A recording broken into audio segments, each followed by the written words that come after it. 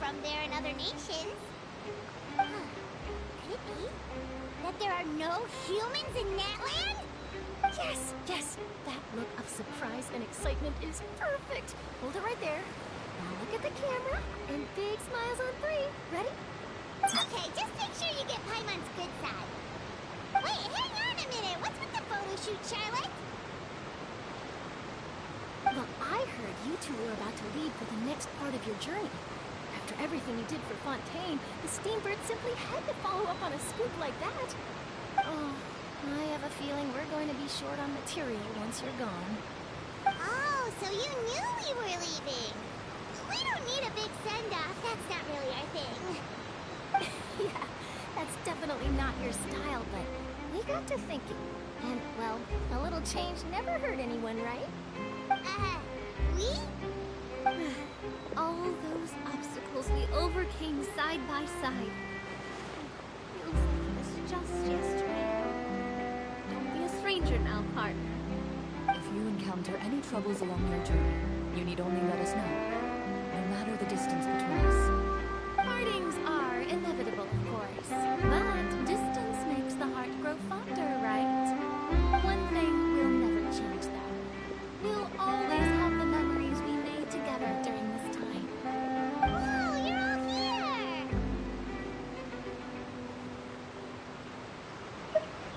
Already thinking about taking time off? Any excuse for a party, huh? But yes, you can count on us. We wouldn't let you miss out on all the fun. Well, in light of your impending departure, shall we take a photo together? Ooh, great idea! We even have a professional photographer with us. Charlotte, would you do us the honor? Leave it to me. Just give me a moment to set the camera.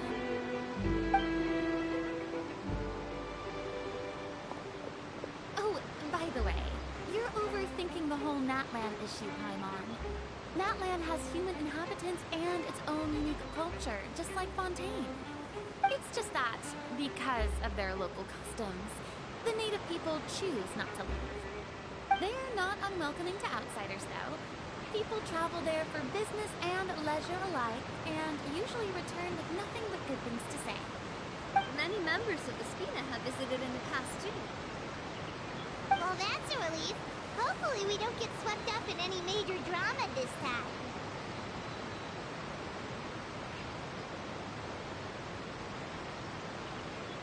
Well, given your experience and skill in that regard, I have no doubt you'll be able to overcome anything that comes your way. Still, I hope you can avoid danger this time around. An uneventful trip might be a nice change of pace. All right, I'm ready. Shall we?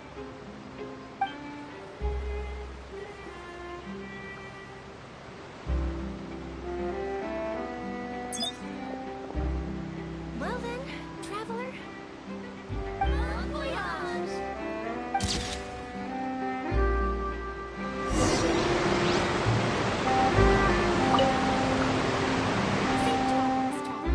That would be quite the...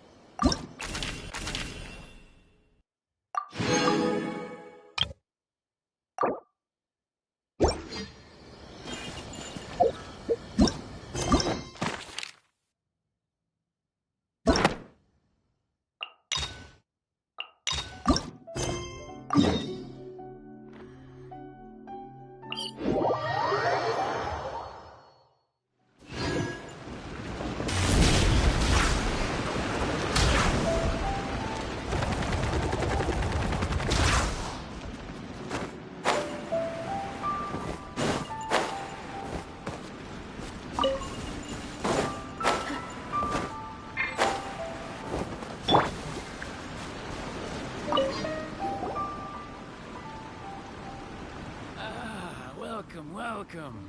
How can an old carpenter like me help you? I'm usually happy to take new apprentices, but I'm afraid I can't take too many at once. But I'm always around if you're keen for a chat. Kingsa really is full of lonely old people. Hey, I heard that, Flying One. Paimon's sorry. Master Lu, we've just come to see you and ask you some questions. Don't worry, I know. You're from the Yuehai Pavilion, right? Why would the Qixing care about an old man like me? Well, whatever. You said that you want to ask me something. Ask away, then. You're very direct, Master Lu. I will be plain. We're looking for proof that Dongsheng from Second Life has been evading taxation. Dongsheng bought some furniture from you at the beginning of the year. Do you still have the invoice or any other record of that transaction? Oh, it's about Second Life. It was a big order. How could I forget? Sure enough, Mr. Balai was right. Could we perhaps borrow that invoice? We won't have any evidence to bring against Dongsheng otherwise. Well, of course you can. But I'm not so sprightly anymore. What's that supposed to mean? I only do my woodwork and display finished wares here at Fanmu Carpenters. As for old documents and such, I keep them all in a warehouse west of here. But some troublemakers have recently moved there, invading my warehouse. I tried to drive them away, but they just wouldn't leave. Since you need that invoice anyway, it may be best to get it from the warehouse yourself. And while you're at it, you can teach those louts a lesson. So that's what happened. I see. I'll leave you to it then. I need to get back to work.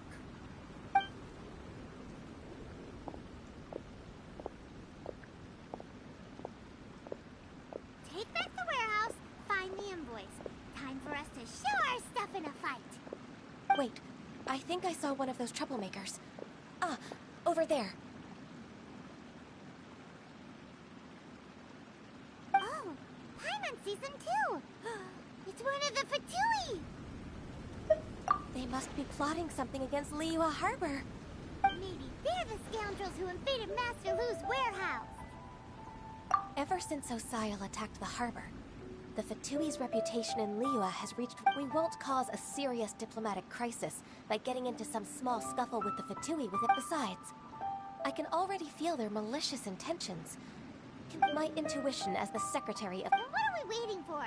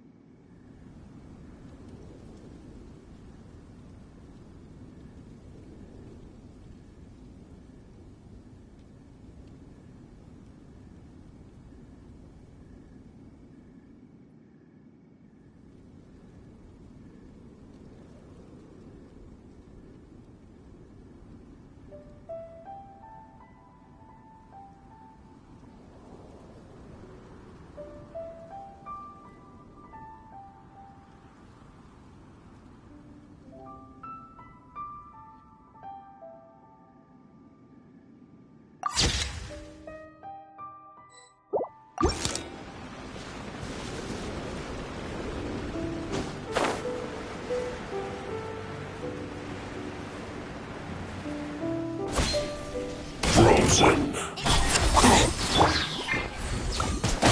Flash Frost. It's time for a flash for chill to the bone.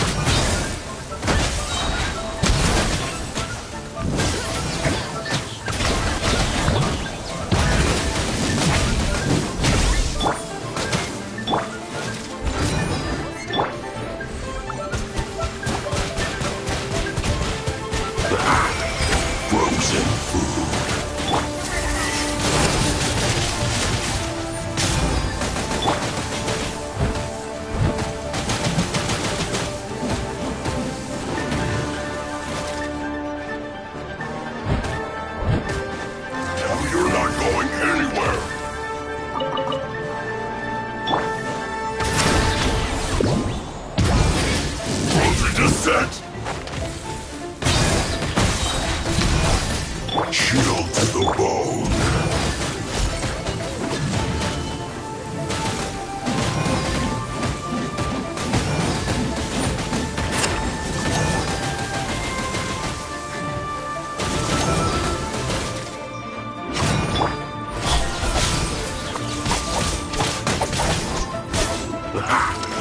Frozen food.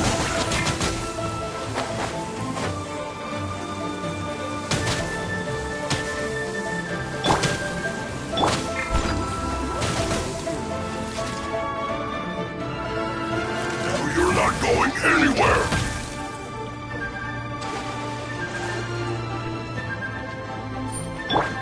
Frozen descent!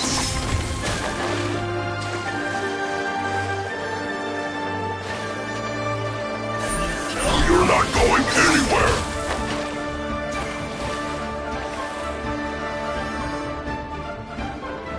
Frozen descent!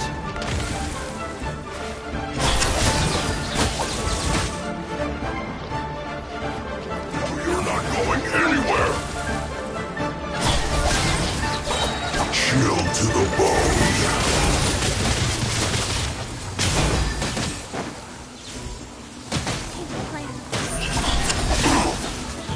It's no problem.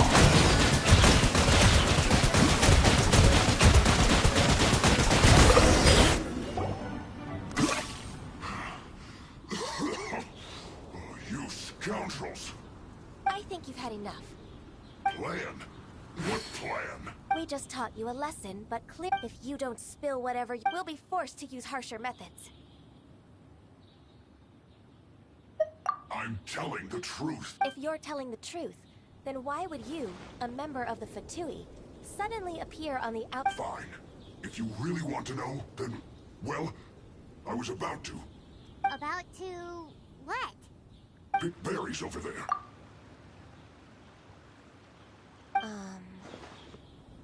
I must admit, I didn't expect you to come up with such a silly excuse. It's not an excuse.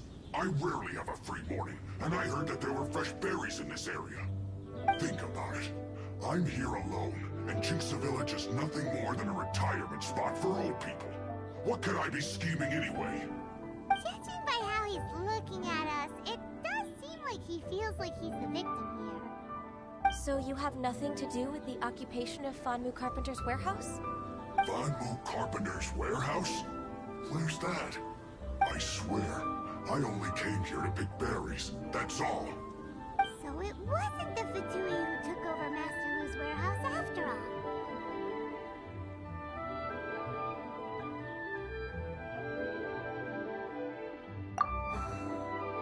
I also feel that he's telling the truth.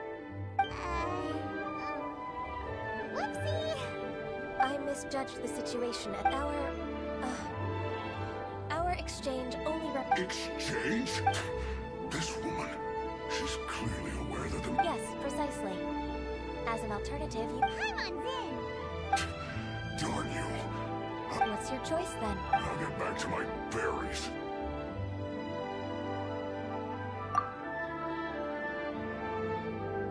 What a bittersweet ending.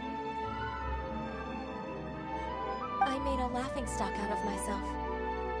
I might have spent too much time away from work. My intuition is not as accurate as it used to be. No worries. It's always nice to teach the Fatui a lesson.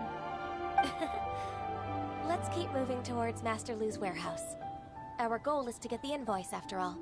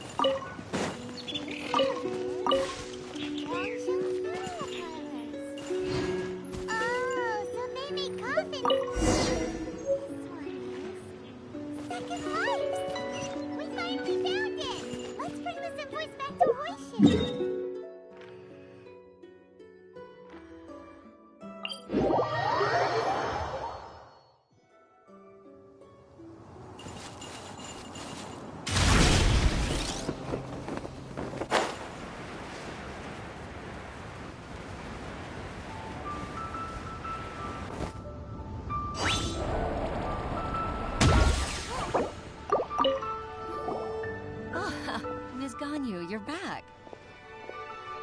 I hope it wasn't too much trouble rushing about like that. I promise to help you, and I'll keep my word. Nothing to worry about. Look, it's the invoice for the transaction between Second Life and Fanmu Carpenters. We've brought it back. Oh, thank you so much. Now we can solve this problem. Agreed. How about we go to Second Life and have a nice chat with the owner?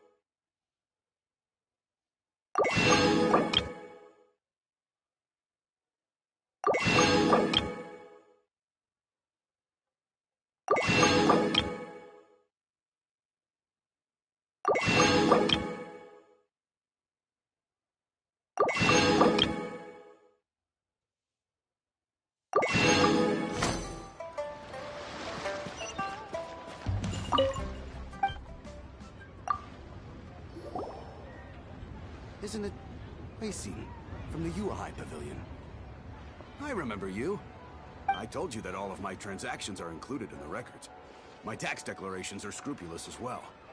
I do hope that my business won't be affected by any groundless accusations. Groundless accusations? Mr. Dongsheng, you seem very sure of yourself. But I sincerely advise that you cease this behavior immediately. It is liable to affect the fine you'll need to pay in the end. No. I'm an honest merchant. I would never get involved with any fraudulent sources of profit.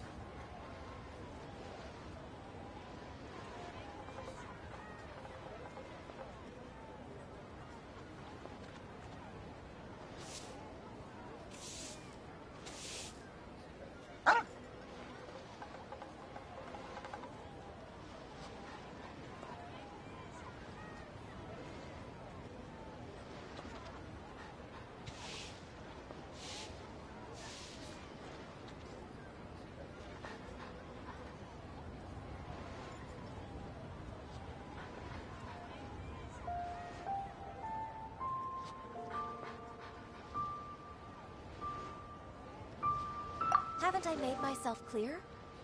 Mr. Dongsheng, you've already been proven guilty of tax evasion. I just came here to see if you'd confess. What? Proven guilty? How come? That's impossible.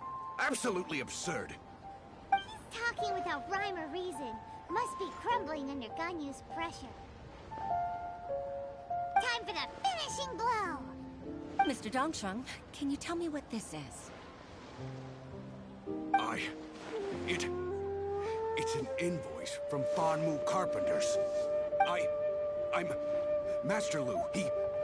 I didn't... Do you admit to tax evasion? This transaction was absent from the tax record. I didn't think you'd find out. I didn't leave a single trace. Indeed. We wouldn't have found out if it weren't for Mr. Boalai's aid. Boalai? That imp from Wanyo Boutique? So he told on me behind my back. He's got his own share of dirty laundry. Oh? Mr. Dongsheng, I'd like to hear a little more about this dirty laundry. Would you care to elaborate?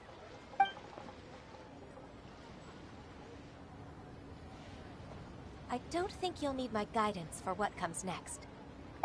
Yes, thank you, Ms. Ganyu. I can take it from here.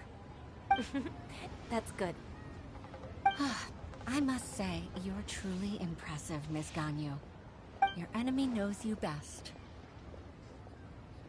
To think, you came up with this plan and executed it so masterfully.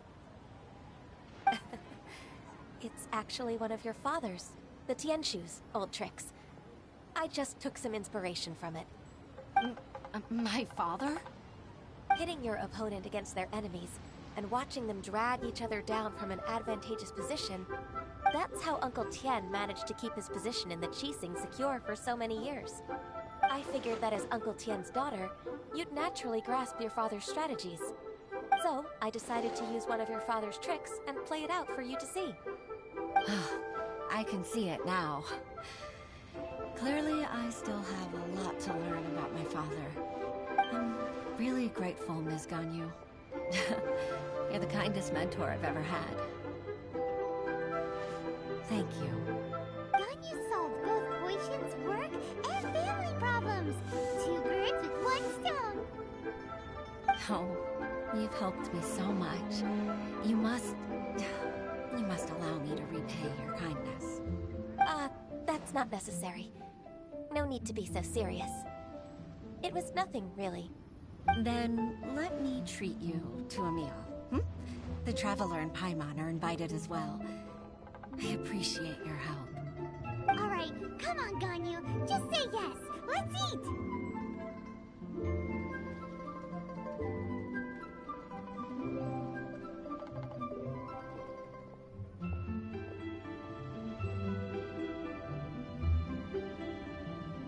Oh, come on. It's just a meal. If it's just a meal, there's no reason for me to decline. It'll be my pleasure, Huixin.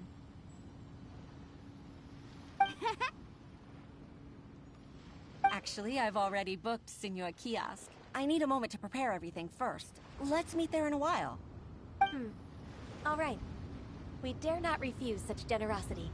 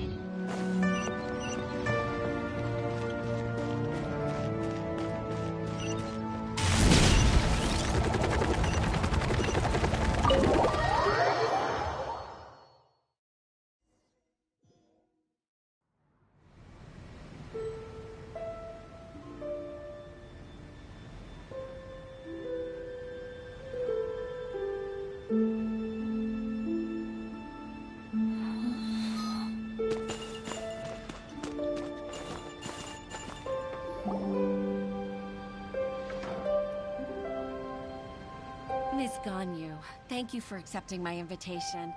And as for the two of you, your presence is also much appreciated. Sure. That's so kind of you, Huixin. You went to great lengths to organize this. Truth be told, apart from thanking you for all the help... Oh? No, I don't really need help. With pleasure. When I was a little girl, even though I have the utmost respect for my father, I've only decided to join the Yuhai Pavilions. I didn't know that you think so highly of me. However, in reality, working at the Yuhai Pavilion turned out to be an arduous task. I can't compare myself to such an outstanding secretary like you. I often doubt myself as a result. I disagree. You're a great secretary in your own right. Thank you. Over the years, I became a mother, too. So Uncle Tian is a grandpa! Influenced by my youthful ideals, she followed my footsteps and came to be a secretary at the Yuhai Pavilion, too. At first, I was worried about her. It's not an easy job, after all. To tell the truth, I'm still unsure if she's capable enough. But after all that happened this time, I've made up my mind to support her choice. So, what made you change your mind? The fact that she'll have you, Ms. Ganyu, as her senior colleague. You'll help her, gentle as always, and tell her your mom used to do it like that. It'd be such a beautiful moment. If it's not too much to ask for, she might still need your guidance in 20+ years, too. Huixin, I never thought that I meant so much to you. Just like when you showed me my father's trick.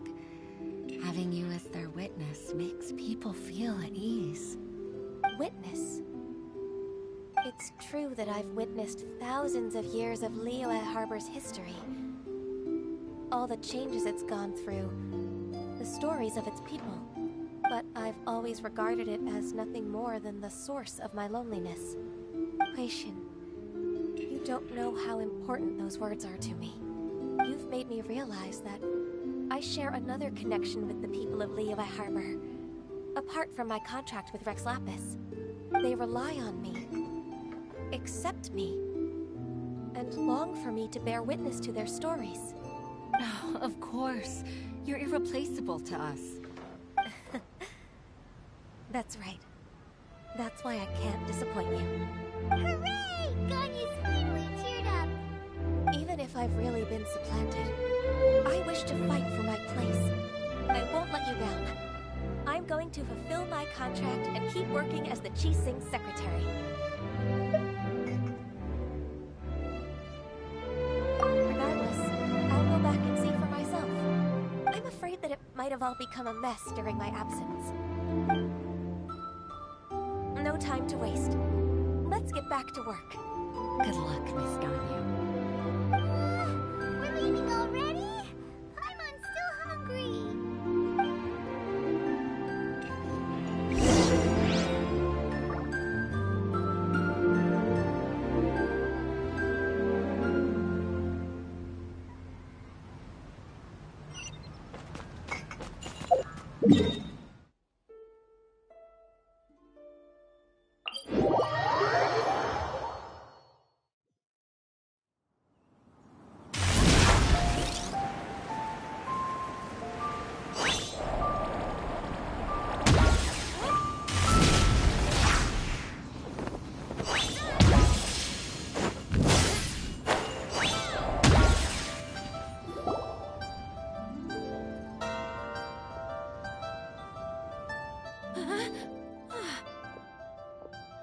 Baisha, are you okay? Did you fall asleep standing up? Look who's back!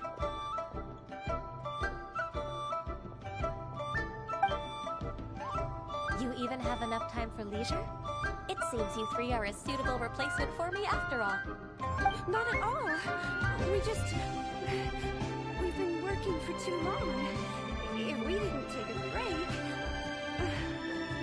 we wouldn't have survived long enough to see you again, Miss Ganyu. Miss Ganyu, we've missed you.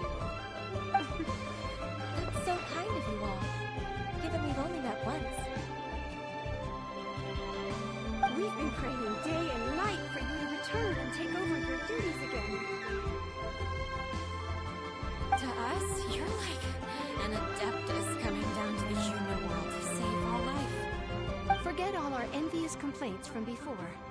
Just free us from this strenuous work, please. All right, I see. Please divide the matters at hand into government affairs, business affairs, and civil affairs. Mark out the tasks that haven't been started, and those that are in progress. I'll take care of the rest. Of course. We'll do it right away. Oh, finally. We're saved. Yes. There's one more thing. I'd like to earnestly thank you, Traveler. If it weren't for your companion... To think that I'd gained a human friend outside of work. It makes me... I'd like to repay you when I'm done with the... Sure, but are you ever done with... Let's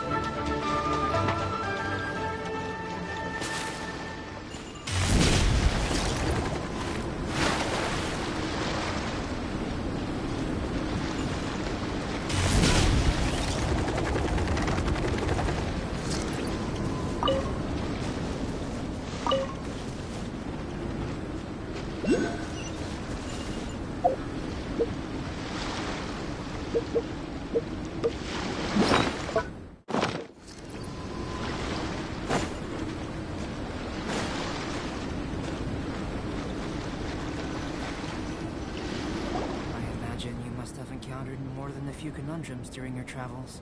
I'd like to observe your intelligence by means of a practical test of your capabilities, much as we did for the physical test.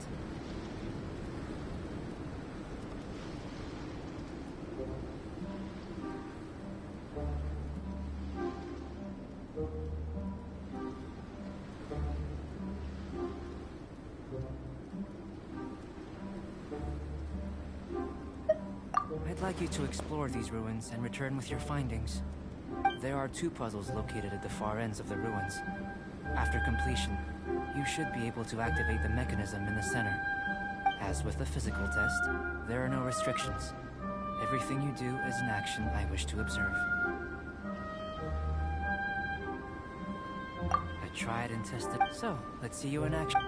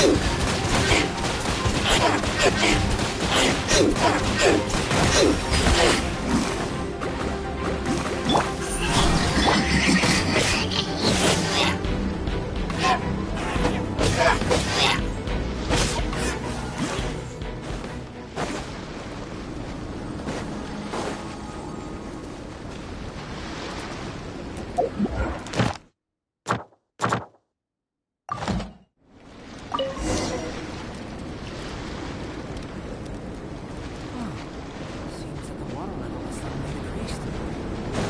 We should be... What's this? To the best of my knowledge, these belong to a script of some kind. They can be found all over Teyvat, but they've never given up their secrets. There's still a lot to learn about them. And as for why they should ever have come to rest here, a true mystery.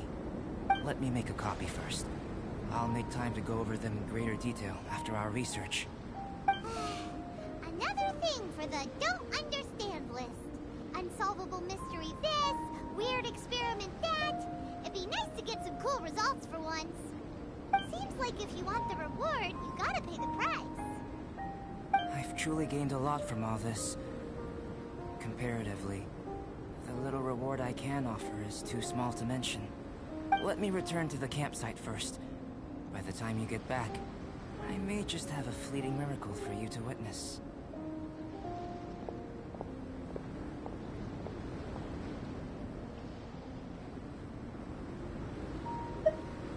Paimon's kinda looking forward to seeing the results of all this brain ache.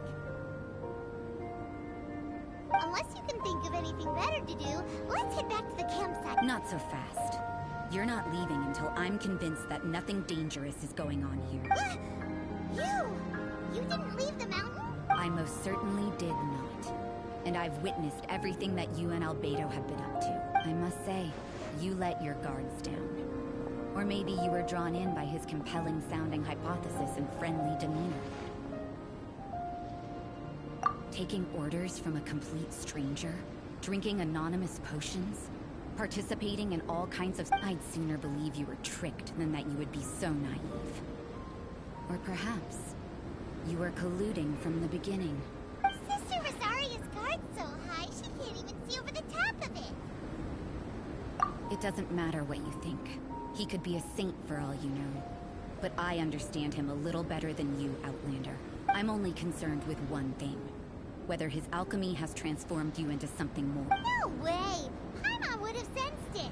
With an alchemist of his level, you wouldn't sense a thing. In any case, I'm not about to let a potential threat back into... So, what are you gonna do? I've gotta hand it to you. You have your moments. If I can be sure that nothing you came into contact with is dangerous. I've investigated everything else. The only items left on... But we don't even... That much is true. Not to mention, seems like there's nothing more to them. But for insurance purposes, I'd better make a copy. This is now a location of interest. Regular patrols should be set up here. Now then, all things considered, I deem that you pose no immediate threat. Which is what I was hoping. I would have been one very unhappy sister if you'd made me work overtime on your account. Overtime? Before we go our separate ways, Outlander, a word of advice. Don't be so quick to trust Albedo, and don't repeat the same mistakes that you did this time. You made a lot of rash decisions today. She's gone! Mondstadt doesn't have many people like that. Never mind her. Let's go see Albedo!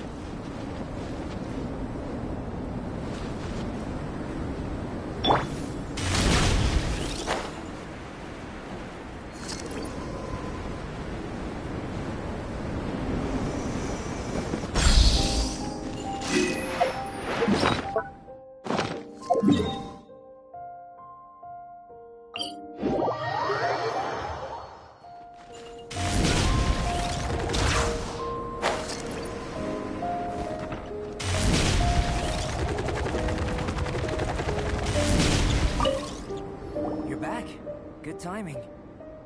You took quite a while. Did you get held up on the way back? I wouldn't worry. She's just doing her job. Time for the results. We got a but the integral preliminary conclusion that I can offer you is you're very much like a human from this world. You couldn't tell that just by looking? We spent all day working our butts. Please, I understand that this may have seemed self-evident to you. Have you ever considered that the world of Tevat may have a natural hostility to Outlanders? I mentioned the natural laws of this world.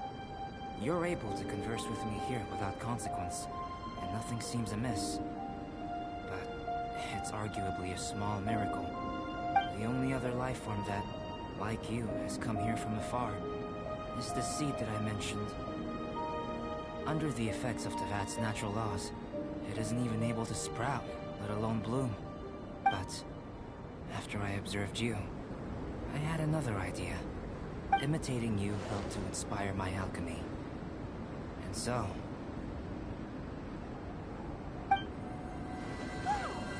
looks like something's appearing! the transition from nothing into something, from shoot to stem, and now to fruition. Is not nurturing otherworldly life also nurturing the world itself?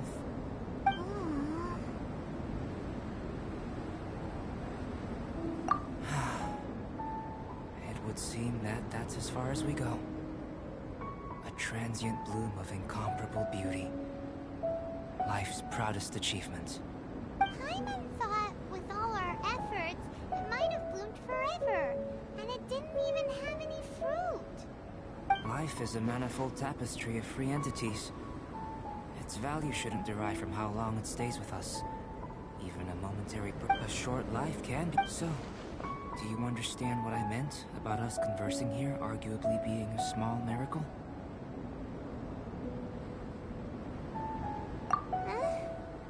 Things feel a little heavy right now. Don't be sad. You've got Paimon to look after you. Albedo, Paimon really wants to be your friend. Thank you both. Even if dispelling loneliness is not essential for life, it certainly doesn't hurt. Your help inspired me to discover the means to make a flower bloom. I mean that the time I've spent traveling with you in the mountains was a valuable journey for me. In the future, if the need arises, can I solicit your help again? Well, glad I can count on you. I made a point throughout of telling him how ordinary the but what was that sediment I saw forming at the bottom of the vial? Those born of earth are bound by its imperfections, but those born of chalk are free of impurities. If, one day, I lose control, can I rely on you?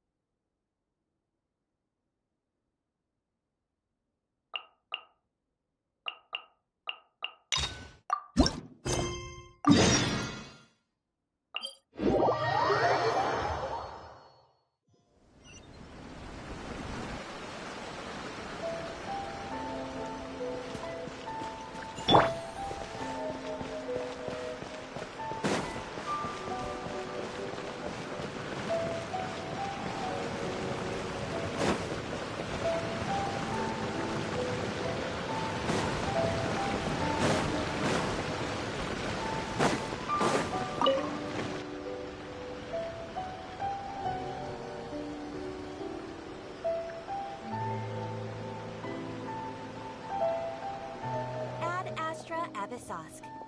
Recently, the Adventurers Guild has received an unusual commission, and after careful consideration, we believe that... The Traveler would be the most suitable candidate, right? Indeed, as ever. I will spare the pleasantries then. May I ask if you two are available to help? Well, let me go over it briefly. Our client for this job is the Yashiro Commission. Apparently, Rift Hounds are attacking the roots of the sacred Sakura nearby Mount Yogo in great numbers. Rift Hounds? On Narukami Island? Yes. We are not sure where exactly these creatures come from. But this time, they are attacking in alarming numbers with great aggression and a clear target. The sacred Sakura is of tremendous importance to Inazuma. I trust you are aware of this already? Good. Then you can see that this case is very urgent indeed. Is the Tenryu Commission aware? Yes, and their main priority is to protect the civilian population. So they are actively looking to cooperate with all other available forces to eliminate the monsters. The Adventurers Guild is one of the key parties assisting the Tenryu Commission with their work. But so far, the combined efforts to combat the Rift Hounds has failed to substantially ameliorate the situation.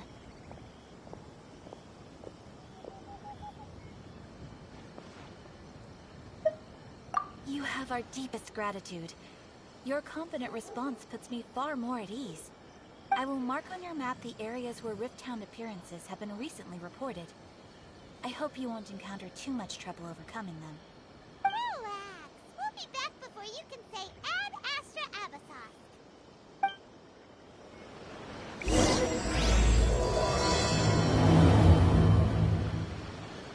Abyssosque. Ad Astra Abyssosque. Thank you for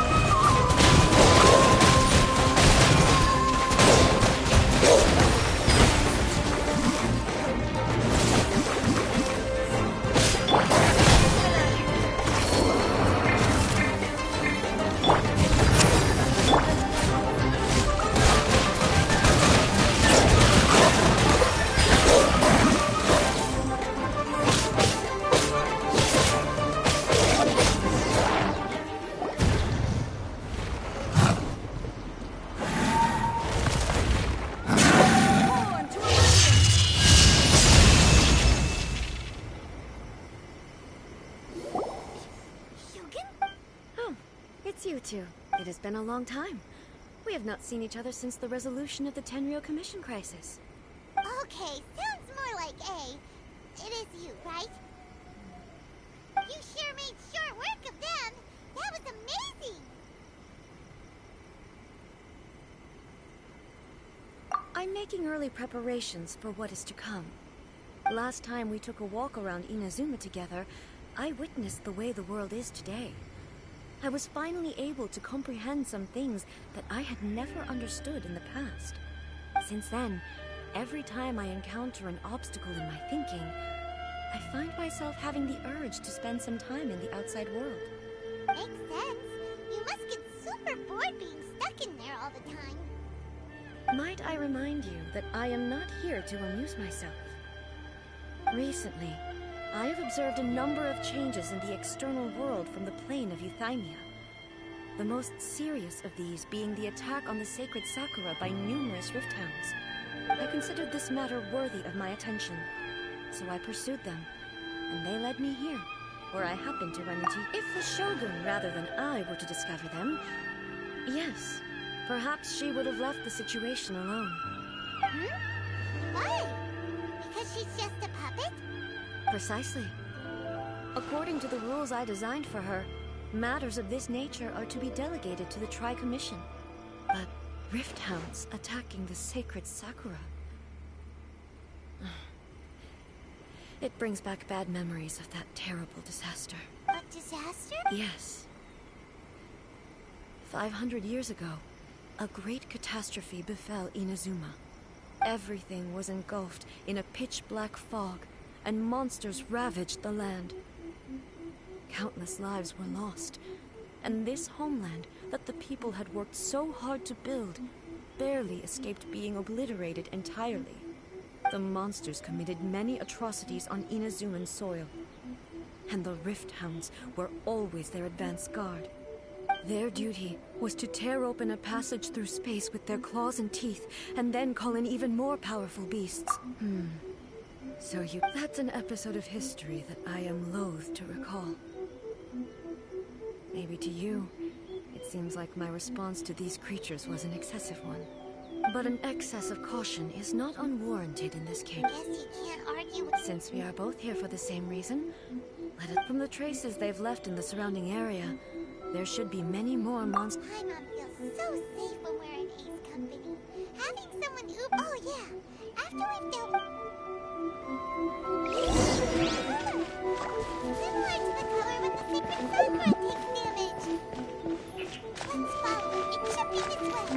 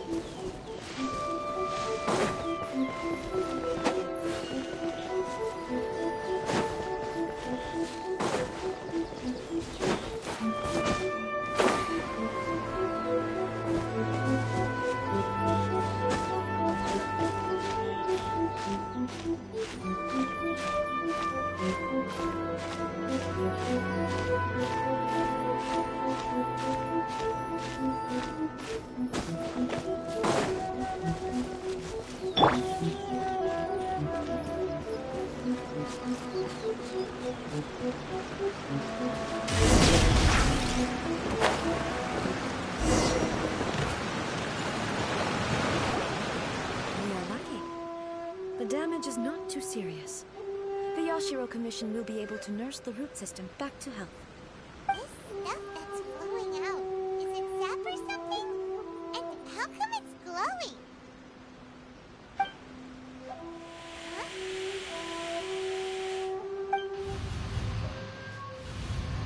What's this?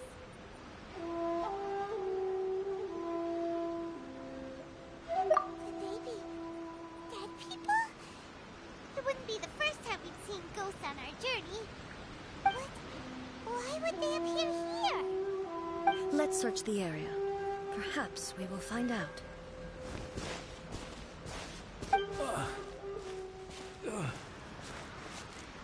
I can't go on like this. Not when the other troops are counting on me. What happened here? Who are you? Run quick while you still can. The monsters will be back. We will defend Inazuma until our dying you. Beasts and horrifying monsters. Every last trace of you. Look! Not right now. But the almighty Shogun is gone. So is Kitsune Saigu. There is... I don't know how long we can hold out for. Don't worry, I'm right here. It's... the Shogun? You're back. Please, we beg you. Only the glow of your suit. Calm down. Over. Look around you. The grass grows green. There are no monsters. What? But how? I saw them tear my comrade to shreds with my own eyes. Hey, calm down. Huh. I think I understand. Yeah, thank you. Your Excellency. Thank you. Thank you. What's wrong with him? He's gone. Paimon can't even begin. If I am not mistaken, what we just saw, the sacred Sakura can absorb and purify the filth in the ley lines. After the Rift Hounds attacked, some of this filth leaked out through an entity formed with strong filth would be highly aggressive. But when purified filth quickly dissipates and will be absorbed by the ley lines shortly afterwards. In other words... So the memories of the ones... Yes. That soldier was one of the many thousands who made the ultimate sacrifice. What he was describing just now was precisely the disaster that happened. Yes.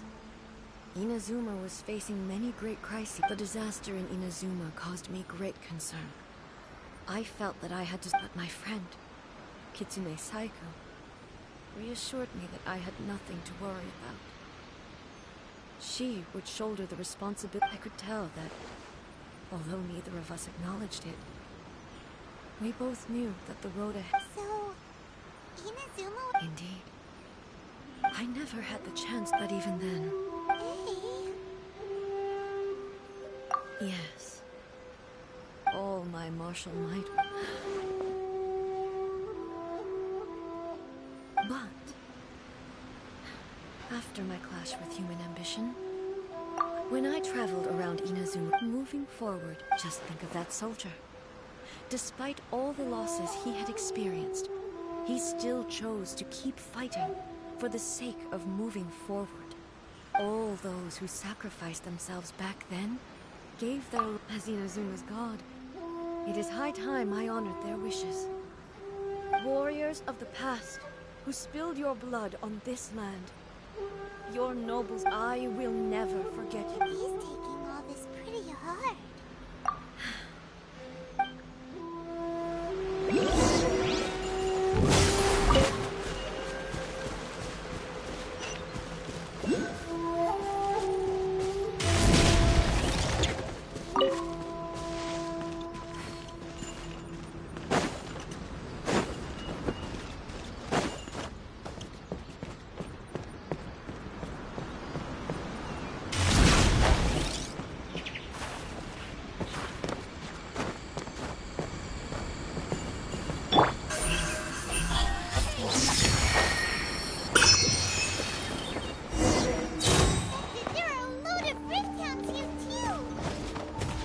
Leave them to me.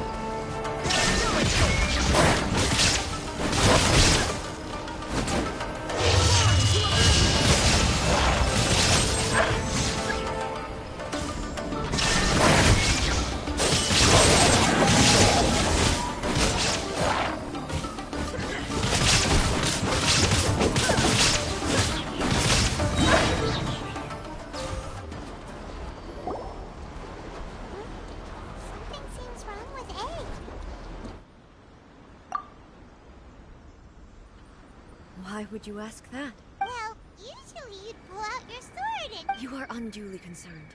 I'm simply conserving. Although I have some understanding of the situation already, I must be prepared for anything.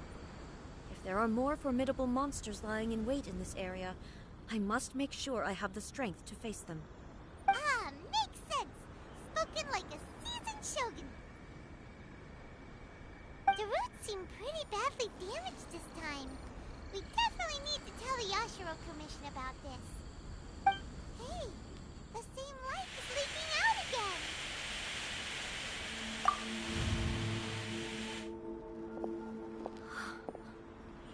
Furuyama? Almighty Shogun, what brings you back so soon? I thought you... Fighting a battle in a distant land? Allow me to introduce Furuyama. Though blind, Furuyama is unparalleled in his ability to appraise tea. Your Excellency, you shower me with praise undeserved. I have simply had the good fortune to be in your Excellency's presence long enough to become acquainted with all the skills that are required of me. It sounds like the Almighty Shogun has brought a guest. I'm afraid I'm unable to serve you any respectable refreshments on account of the current situation. But please, sit and rest. After all, it's quite a mess up. What should we do? Oh, I see. So, most of the residents in this neighborhood have already escaped. And now the Almighty Shogun is here, I have even less reason to run away. Imagine if this was something that even the Almighty Shogun was powerless to resolve. Where could I possibly run to then? People flee out of a desire to live on. And the desire to live on stems from a feeling of having unfinished business in life. But me, I have no such thoughts, and I have no regrets. The Almighty Shogun often speaks to me about her dreams over tea. Just listening to her stories. I've been blind for many years, but her vivid descriptions took me on a splendid journey to all the most beautiful places in Inazuma. Over time, I've come to understand her mindset. Quite the romantic at heart, a true dreamer. One thing she always says is, good things don't last forever. Everything changes, fades, disappears completely over the passage of time. And so, people must make the most of the life they have, seize the chance to enjoy it while it lasts, and have no regrets in the end.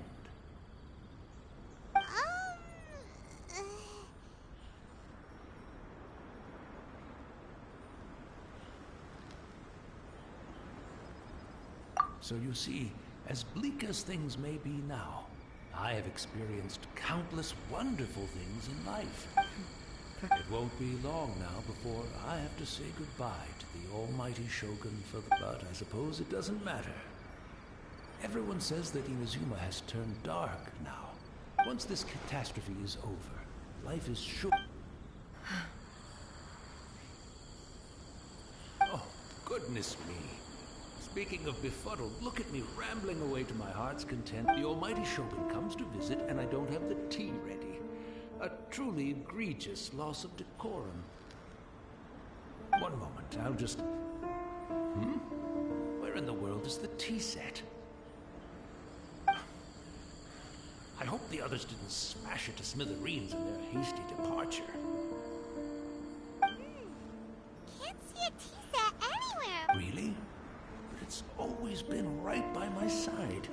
I couldn't possibly have my guests fed... Don't worry about it. Almighty Shogun, you're not going too, are you?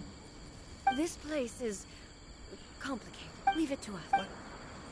I can't decide whether it's a final regret.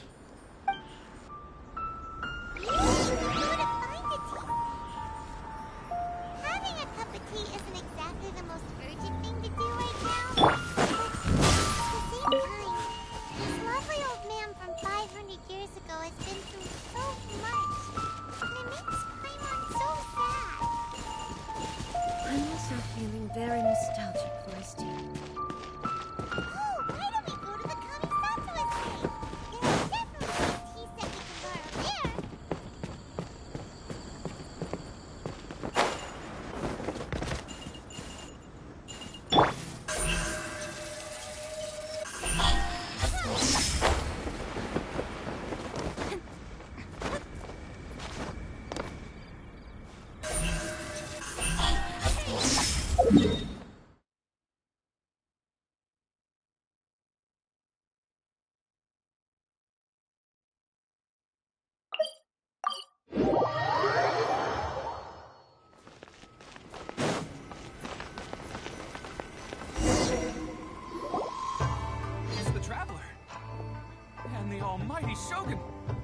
I be of assistance here? I wish to borrow a tea set. Oh! Please step into the... Be at ease. I'm not here to see Commissioner Kamisato. Actually... No. I am your humble servant. I daren't think of my own convenience when the almighty Shogun graces me with her presence. I'll deal with it right away. Well, it's not often we have the chance to chat. I'm sure you must have a lot of questions. Right. Paimon wanted to ask that too. The almighty Shogun that he described didn't sound anything like you at all. I seldom had the time to drink tea. Any free time I had was spent practicing martial arts. So, in the vast majority of cases, the one he made tea for was the former Electro Archon, who was also my sister, Raiden Makoto. He may well have had an inkling about there being two Raiden Shoguns, but he always acted as if he was completely unaware of it. The philosophy of life that he shared with us just now, that was Makoto's view on reality. She always saw things that way. You and Makoto had pretty different views, huh? Indeed we did. It was the biggest difference between us. In her eyes, the most precious things in this world were dreams. The yearning for a better future held by living beings.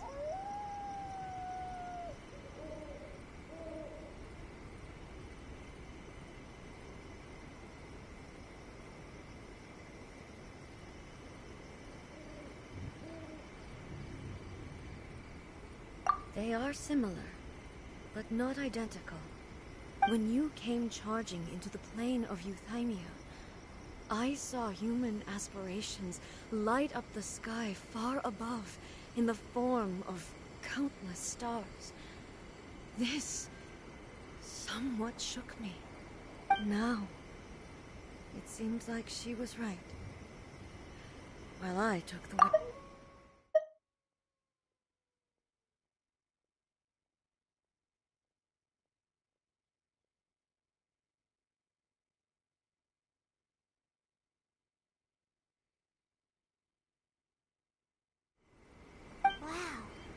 There sure was a lot going on beneath the surface.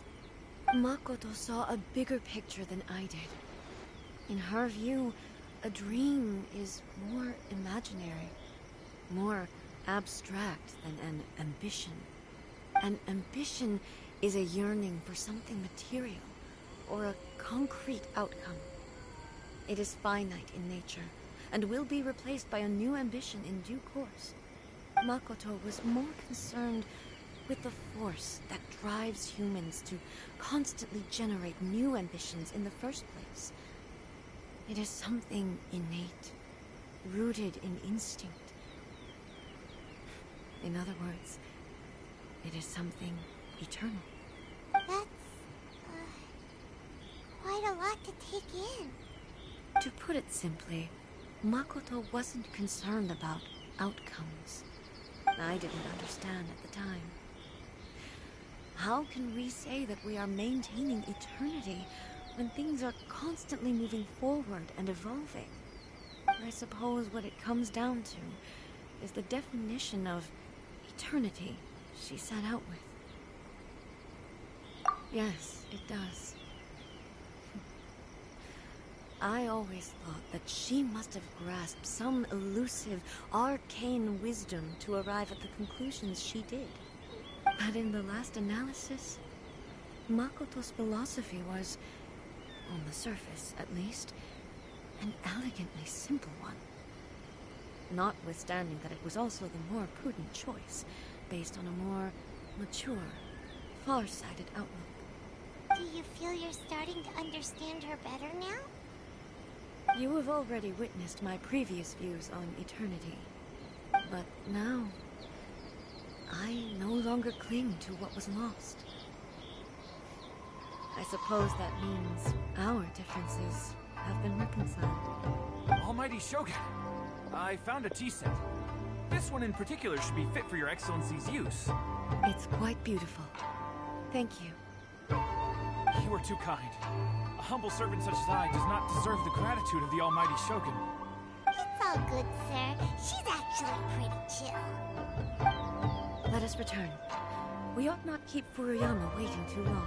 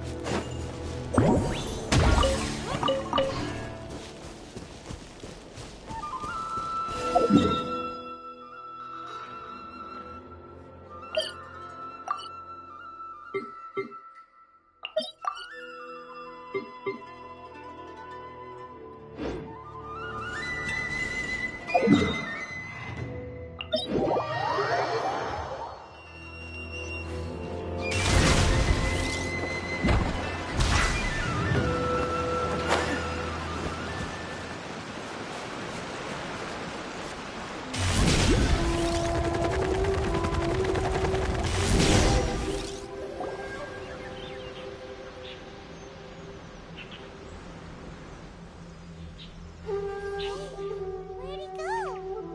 He wouldn't have gone looking for Atisa himself, would he? Or So we didn't even have... the information held in the ley lines is... Well, this chance won't come often, and I've watched Furuyama brew tea on many occasions. The tea is ready. So many thoughts were racing through my head as I was brewing it. I'm not sure how to explain it. You're right. But the things we've seen today have brought back many memories for me. I've been reminded of many people, too. Kitsune Saigu, Makoto, and all the other friends who I watched pass even further back. Back at the Yashiro Commission, I kept the conversation reasonably lighthearted. But now, I'd like to broach a heavier topic, if I may. The events of 500 years ago not only robbed me of my friend, Kitsune Saigu, they also took Makoto away from me, for good. She died in that disaster? Yes. She went to Conria alone, without telling me. Unlike me, Makoto was no martial artist. Whenever similar crises had arisen in the... But this time, the circumstance... Yes. She had already lapsed into unconsciousness by that point. So all I could do was enter into her mind. It was there that we bid each other a final farewell. Why did she go to Conria first, and not I? Why did she keep me in the dark about it? Was it to shield me? It was there and then that I resolved to pursue eternity. That's quite a story. When I returned to Inazuma, I was shocked to find that a great sakura tree had appeared on Mount Yogo. The tree that you know as the sacred sakura. That's exactly what everyone back then told me as well. That it had existed since time immemorial. They were so matter-of-fact about it, and couldn't at all understand what I was so surprised about. No one questioned it. And yet, its presence contrasted so starkly with... In the end, I simply had to with the help of the sacred sakura's power.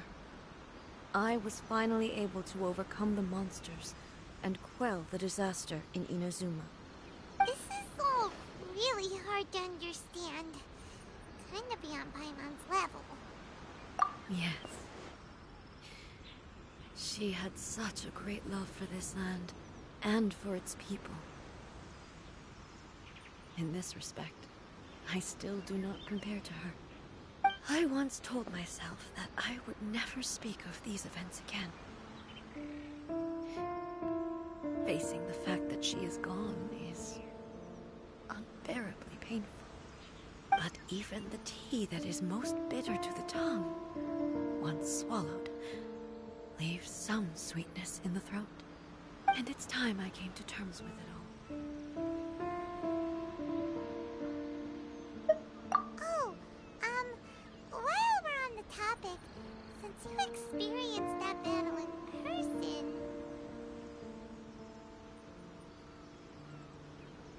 Sister? You mean to say that she was somehow... Based on what we've learned so far... I'm sorry. I wasn't there for the whole thing. By the time I arrived, the... And also, so... I am afraid I can't help you. Oh, well, that's a shame. But it can't be helped, I guess. Boy, both of you have experienced great tragedy. With this last cup of tea, let us honor the Tea Master's memory. Thank you, Destiny, for giving us the chance to meet again. Let's keep following the traces. Very well. Face up.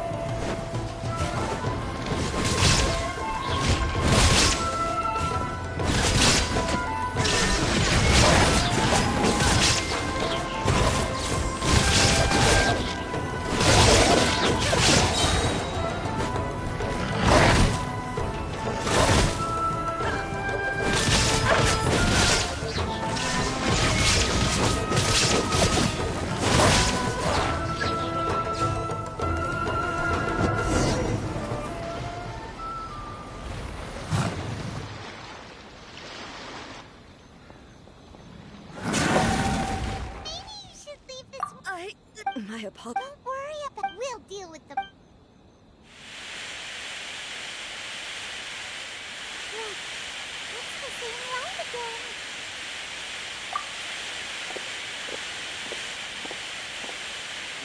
Where am I? Who are you? Almighty Shogun, you're here too. Are you injured, Your Excellency? We, the Shogunate Samurai, will defend the Shogun until the very end. They're coming back. Don't! Danger is our duty, ma'am. If we were the kinds to shy away from danger... No need to worry, Almighty. Is that a vision? It certainly is. I know the gods are omnipotent in their willingness to grant their power to humans. If the Almighty Shogun is in trouble... So that's how samurai of that era understood visions, huh? Nobody knew where Your Excellency had gone, and we were starting to despair. But now we've found you. You're right here with us. Just the sight of you appearing before us once more has reignited the hope in our hearts. This hope is the light that will guide us out from the darkness. Everyone on... We'll help too! Huh? Affirmative, but watch your... Protect the Almighty Shogun!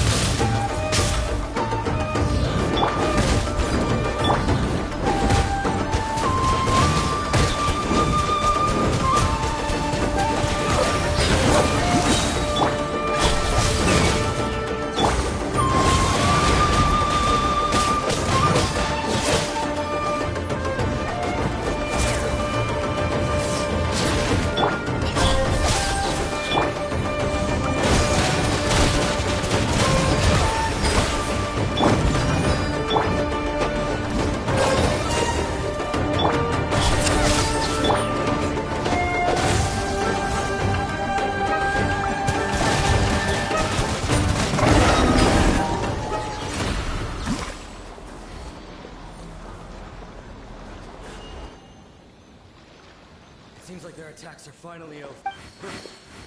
Thank you all. Are you okay? I'm fine. You fought phenomenally. The monsters will definitely come back. And when they do, it'll be more than a few rift hounds. Quickly, escort Her Excellency back to Inazuma's... When everyone sees the Almighty Shogun... Well, what... We will stay here and guard against the monsters' advance. We are brothers in arms. As long as we stick together...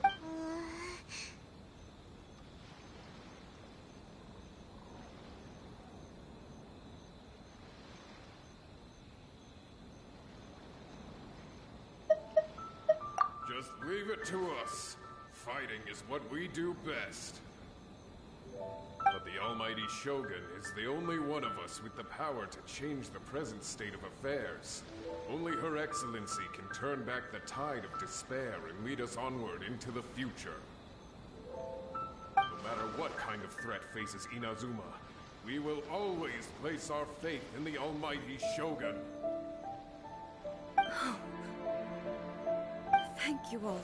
I should not have left it. Don't worry, Your Excellency, with you leading us. Glory to the Shogun! Glory to the Shogun!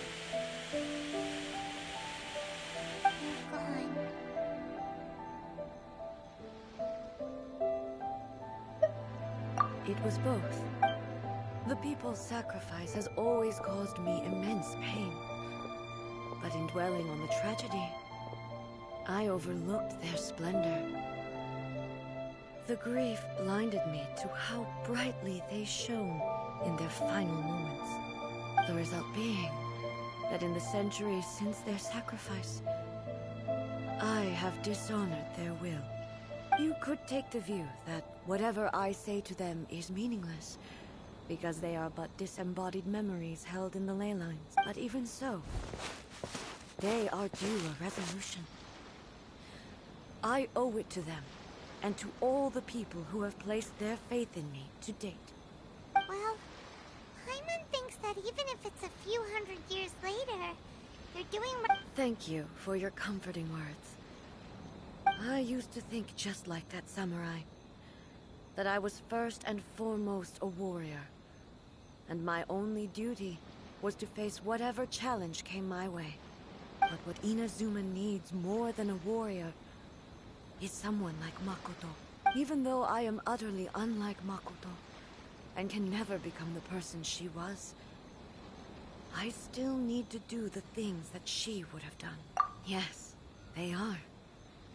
They are strong and resilient, and have much to be proud of. As the Raiden Shogun they revere, I should not be the one to hold them back. Well said. Sounds to Paimon like you figured things out. Change will come to Inazuma, and with it, new possibilities. This will take time, but eventually, the future will bring healing to the scars of the past. No matter how long it takes, I am committed to bringing this to fruition. This is my promise. Now that we've dealt with the Rift Hounds, this matter is halfway resolved. It does not appear that the threat will escalate for the time being. I will leave the Tenryo and Yashiro commissions to handle the follow-up work, such as investigating the origins of this incident and tending to the root system. Alrighty then, let's move on. It looks cool on the outside, but Paimon bets her emotions must be all over the place right now. She seems to have changed. Huh? What's wrong, eh? What's going on? Are you feeling unwell again? It looks like the situation... No need.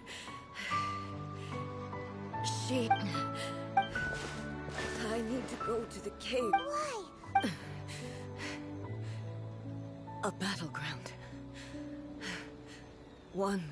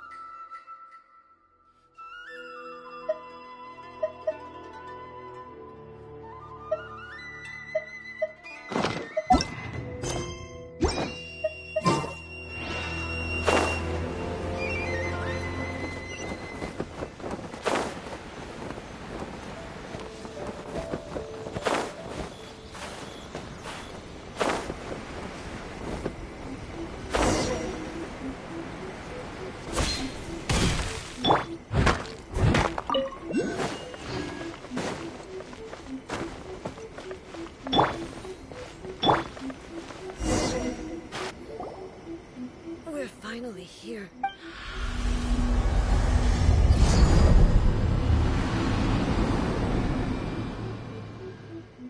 Whoa! Where'd that Torii gate come from?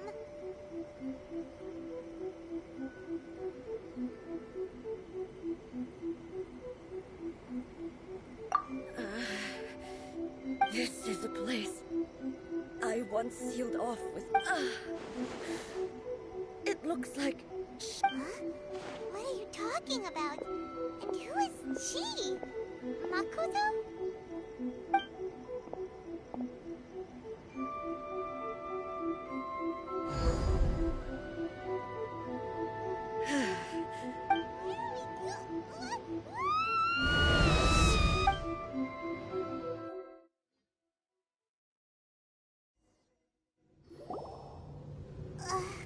Whoa. This place... Look, it's another A! We meet again, traveler. This body is an assistant to the One Within. Should the One Within wish to stray from the rules, this body shall stand in her way. Wait! Paimon knows... You have wandered the realm in my body, and you appear to have grasped the true... You believe your present self has great... But have you really been enlightened? I'm here to show you we are both warriors. Wait! The discomfort I was experiencing earlier was caused by the Shogun, as she indicates. Once I started entertaining the idea of change, but inside a realm of consciousness. I exist, though she is a puppet. The Shogun has her own consciousness too. When necessary, she appears here to confront me. Paimon Hei's showdown with the Shogun? Never... The rules I set, I would not try to change her. Isn't there any other way? Can't you hack it through or something? But... My form is a symbol of supreme It inherits A's pain. Every action under determination. Only rules shall remain constant. Those were my thoughts when I create. Now, they are towering. You wish to make yourself my enemy? I am your past, the everlasting law, the guardian of eternity. And I am she who promised a dream to her subjects. Guide an A. Even the proud and mighty only know.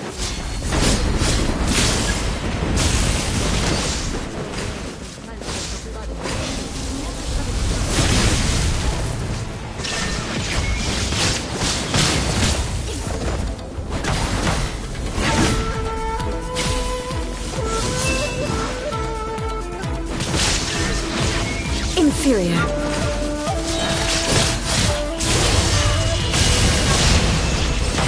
Weak. The eye sweeps the lands.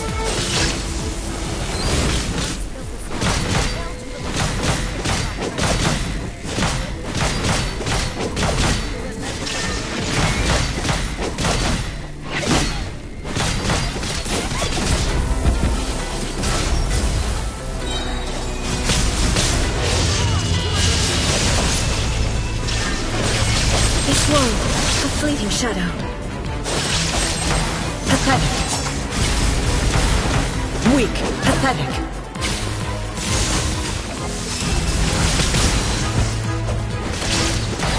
Be gone! Weak. Illusions are but distractions.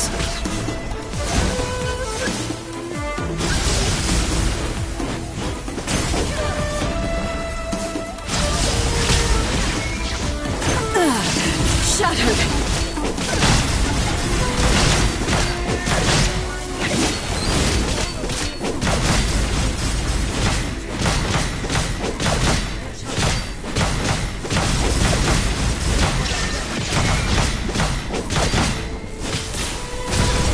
Stillness transcending!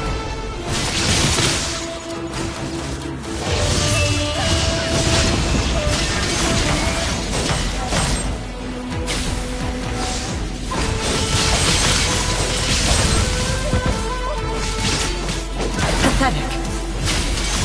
Evasion is futile. Inferior.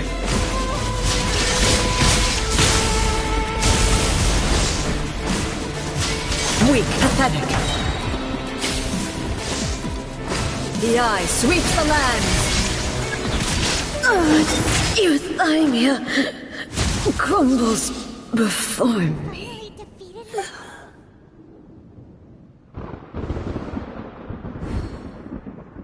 It appears your martial prowess. But how long can your will? How the heck? In this realm of consciousness, her existence is tenacious indeed. She was built to resist erosion. Her will is stronger than any other living beings, including you and me. Does that mean this is gonna be an... Maybe. If I don't do this, this is my duty. No matter how long this battle may last, months, years, centuries. And no matter how 500 years ago, humanity here in the present, they rely on their ambition to challenge.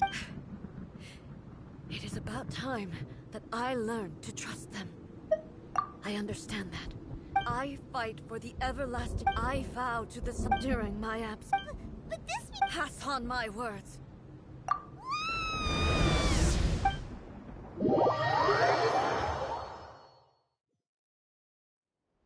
Looks like we got... What do we do? She was making sense. And maybe this is the only way to change the Shogun's rules, but still...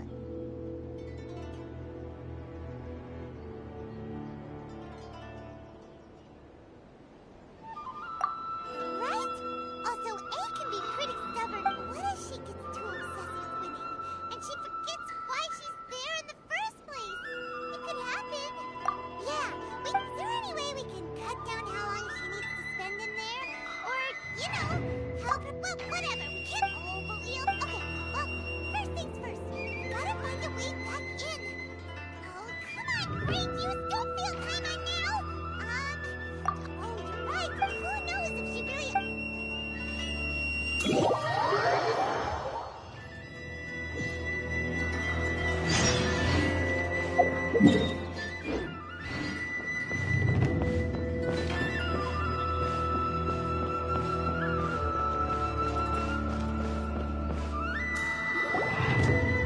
Someone's not in the best of moods. Let me guess. You're all tangled up in another situation and need me to unravel it for you. I hope you realize how lucky you are. If it was anyone else, I don't think I'd have the patience to keep greeting them with a smile after the first few times. But you're always smiling. That was a figure of speech. Do you understand? Nitpicking my turns of phrase. Oh, yeah. Something really big's happening. Oh, okay, I see. So, A's decided impossibly stubborn. You know as well as I do that she's always been like this. Why start fretting about it now? Rushed into it without thinking. So you seem to be under the impression that I am able to... Is she playing dumb? Uh-huh. You're learning, little one. But really, the truth of the matter is that I don't know much more about Raiden Makoto's realm of consciousness than you do. All I know is that it's the foundation of the sacred Sakura. And from what I've heard, it's a little different from A's... Because Raiden Makoto is... Not just because of that. The nature of the space itself is different in some way. But I can only speculate. Anyway, we needn't worry about the details too much. First things first.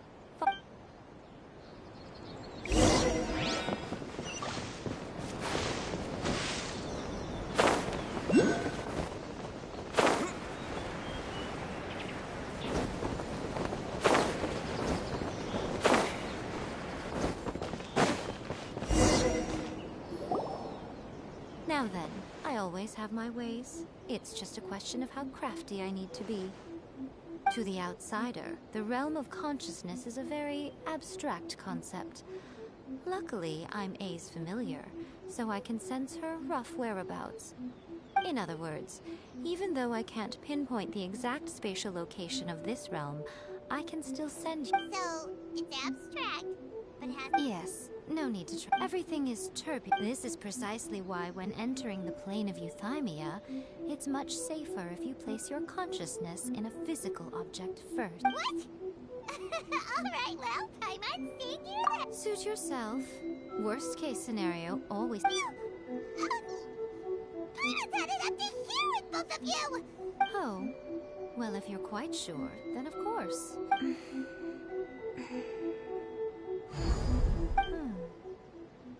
Oh, nothing.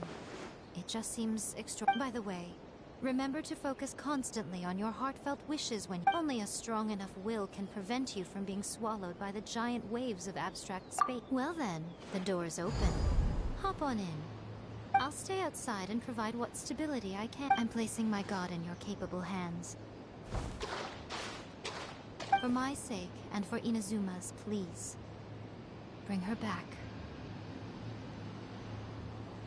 Go. You better know what you're doing. That's enough chat.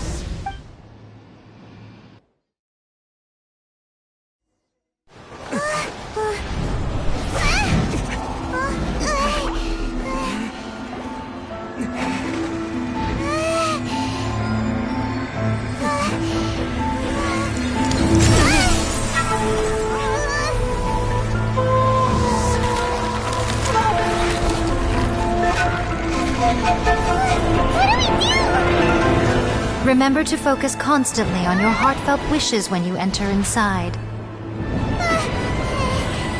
Only if you are strong enough can I deliver you to the right destination.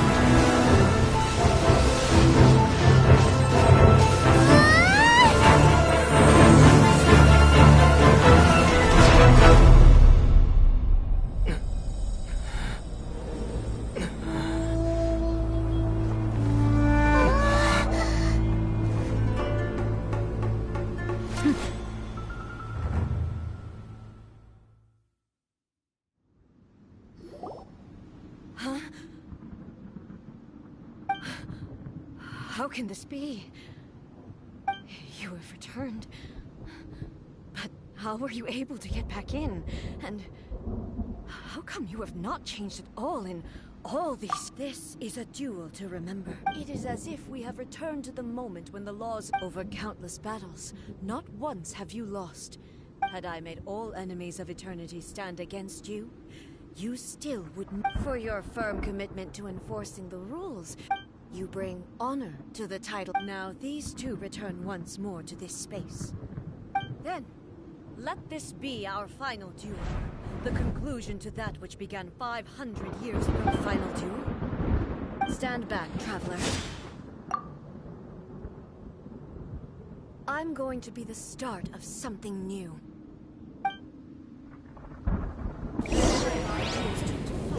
Was long enough to...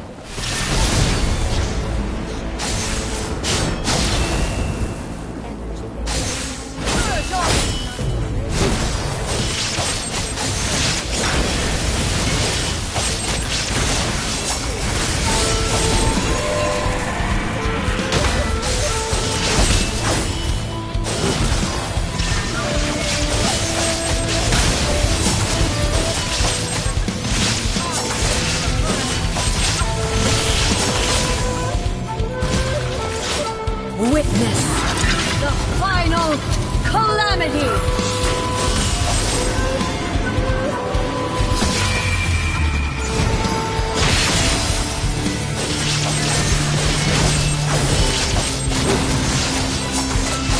Inferior!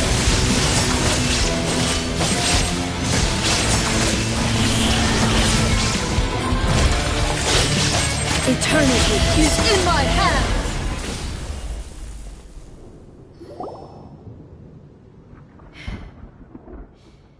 This, I believed you were incapable of transcending the past. But a will that cannot be eroded has no... You need not worry about the future. I know your power more than anyone else. Had I relied upon yet my reason for fighting redefined my martial prowess and redrew my limits. I now carry the gaze of the myriad of expectant eyes that look to the light in the heavens. And whenever I think of this, I feel something stirring within Musou Ishin. The blade that I inherited from Makoto seems to be trying to guide me, to encourage me. I noticed it also. Just now in the heat of battle, it seemed to unleash a new and unfamiliar power. This power is beyond the limits of my understanding. This blade belonged to Makoto. Perhaps it can only respond to me with its full power when I truly understand and believe in her. When I clasped Musou Ishin in my hands, I had the feeling that she was by my side once again. It was at once a familiar feeling and a strange one. Makoto barely wielded a blade in her life, and yet her blade brings me closer to her. You have my approval. Your present will is not the product of erosion. I shall no longer stop you from attempting to modify the rules. From this day forth, this body will remain your assistant. I won't design any more rules that can never be changed. You used to represent my past, but from today on, Makoto never saw me as a fearless weapon. Likewise, I should not regard you as a mere tool. You truly have changed. I suppose this is what humans call growth. I understand. I shall become your shadow, just as you were once Makoto's shadow. The duties I perform will not change. But as a warrior, I look forward to the chance to fight like this again in the future. Do you say this because you have not yet reconciled yourself with your... It was simply a new experience for me. One that is worth reliving. Have you finished fighting then? Like, for real this?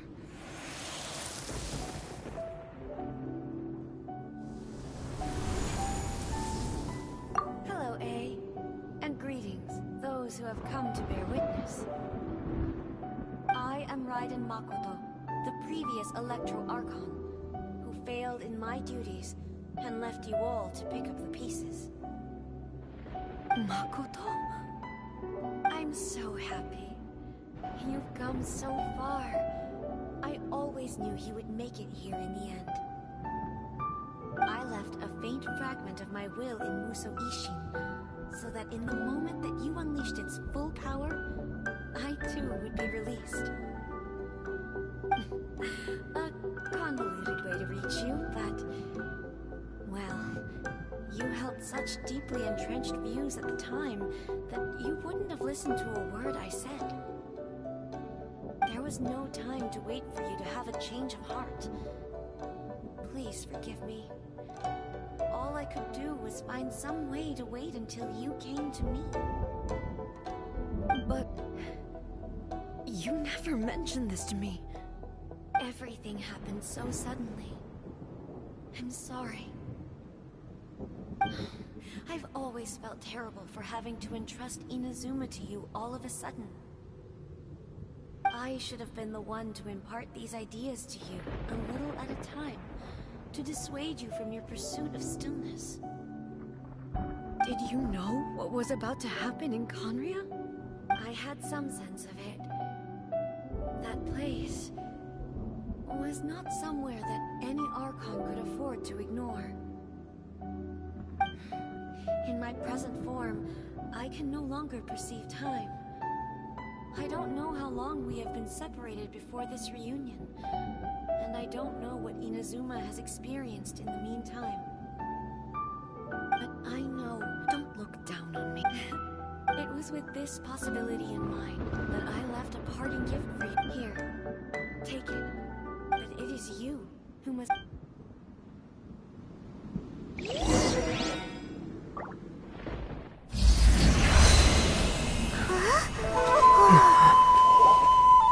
The light turned into a seed? The miracle tree that blesses the people, in this moment new to the world and yet to be known. When to plant it, where it shall bloom. She who brings it into being must let her heart and dreams decide. Grant it life, eh? Is it really?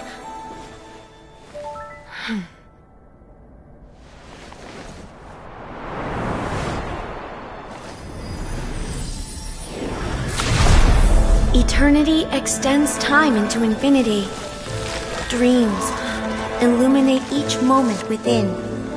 When both shine in unison, the sacred Sakura blooms from the darkness, finally free from the clutches of the heavenly principles. Now the nightmare has dissipated, and reality is made whole. The vision we both yearn for is still further ahead.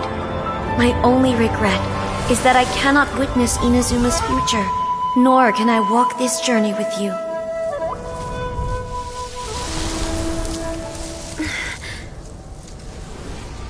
Do you know, A? I am so happy right now, because my final wish has now come true. Your polearm once protected me from countless calamities. For this, I've always felt indebted to you. Though I could never repay you in full, this sacred Sakura will buy you some time until you are ready to awaken and embrace the new. What do you think? Did it do the trick? This time, it really is goodbye, eh?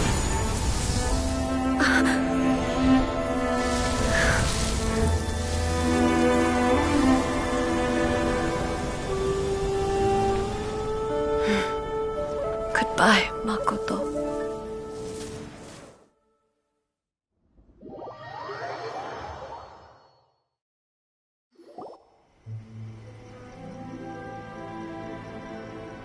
So the A of the present planted the sacred Sakura in the realm of consciousness, and it took root in the Inazuma of the past. No matter... Paimon coming in!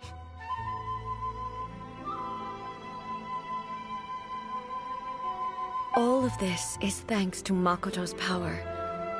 Her understanding of eternity is much more profound than mine. Paimon coming in! Eternity is a concept intimately connected with time. A place where time is meaningless and cannot be understood with ordinary logic.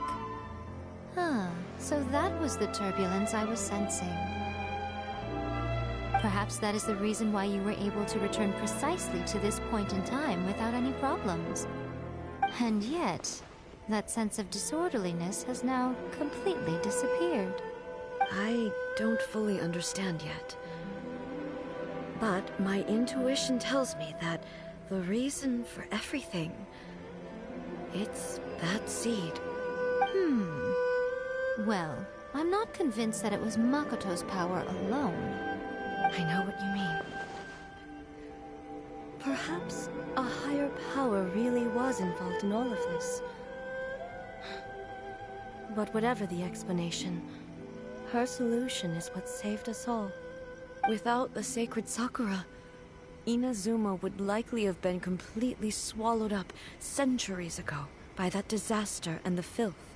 I know you've always perceived there was something special about the sacred Sakura, but to me, it has always been there. You've tried in the past to prove to me that there's a connection between the sacred Sakura and Makoto's consciousness. But unfortunately, you never did persuade me, did you? No. But I understand why now. It was because the sacred Sakura hadn't even been planted then. Don't you think that tree looked a lot different than how it does now? The sacred Sakura is within my purview at the shrine, so obviously I get to prune it exactly how I like it. Ugh. Now we see who's pulling the strings. I'm joking. That tree has been through a lot since it first sprouted. We have the loving care of Kitsune over the ages to thank for how it appears today. And obviously I played my part too. It's fair to say that very little time passed between the moment you came out of that realm and the moment you re-entered it. But in that same time, centuries of battling took place on the inside, did it not? Traveler, if I'm guessing correctly, You were repeating your wishes to yourself in your mind, weren't you? At that time, I could sense A's whereabouts, but I also sensed anomalies in the flow of time within that space. Suffice to say, time added a whole new dimension to our search. Simply establishing a location was not sufficient. Fortunately, your will was strong enough that the turbulence carried you to the moment in time most likely to be the intersection of all that you were wishing for. The flow of turbulence may well have been influenced by Makoto, but it took everyone's efforts combined to ultimately help A. So this time, it looks like thanks are due to you. Does that mean it wasn't by chance that we ended up at the final duel? We were always meant to be there to witness what was going to happen?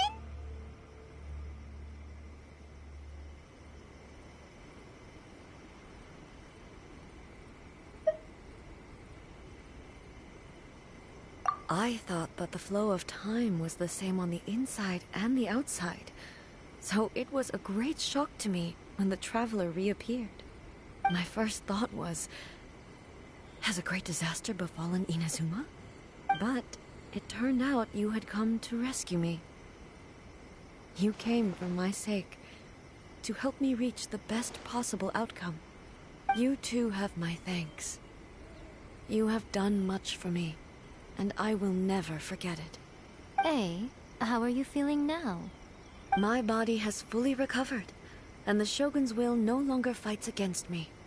Always thrilled to hear you're in good health. But I was really asking about your emotions. Have you managed to calm down? After all, you saw Makoto in there, didn't you? I only heard her voice. I wouldn't say I saw her. I'll be fine. It brought a few things back, of course, but I've made my decision to move forward. I have to say, this has reminded me once again just how brilliant Makoto was. She predicted all the ways in which Inazuma's future could unfold, all the way back then. She even factored my immaturity into her plan. It's all thanks to her that Inazuma lived to see this day.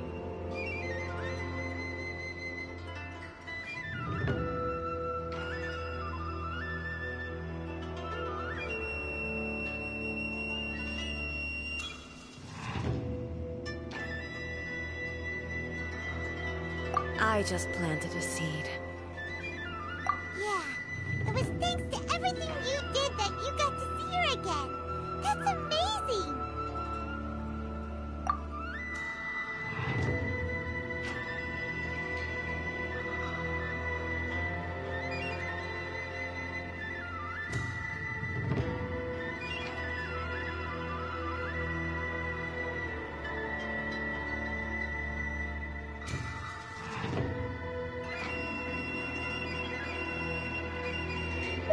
Thank you. Today, at long last, you and Inazuma finally emerge from the shadows cast by the events of centuries past. Makoto and you are Inazuma's past and future, and both are indispensable. It's rare to hear such comforting words from you. I graciously accept them. Oh, come on. You only think it's rare because you never used to listen to a word I say. Makoto said the exact same thing! Great minds think alike, hmm? I wonder, does that qualify me to, maybe, take the position of Shogun for a couple of days? Actually, no. Forget that. Far more trouble than it's worth. We will have to end the frivolities there. There is much work to be done. The Shogun and I will closely review the Inazuma of today to find out where things currently stand. Then, we will give careful consideration to the future. After that, I will abolish the Sakoku decree. Really? I am no longer pursuing an eternity defined by stasis. In which case, there is no further need. I don't doubt that many challenges lie ahead for Inazuma. I'm looking forward to it.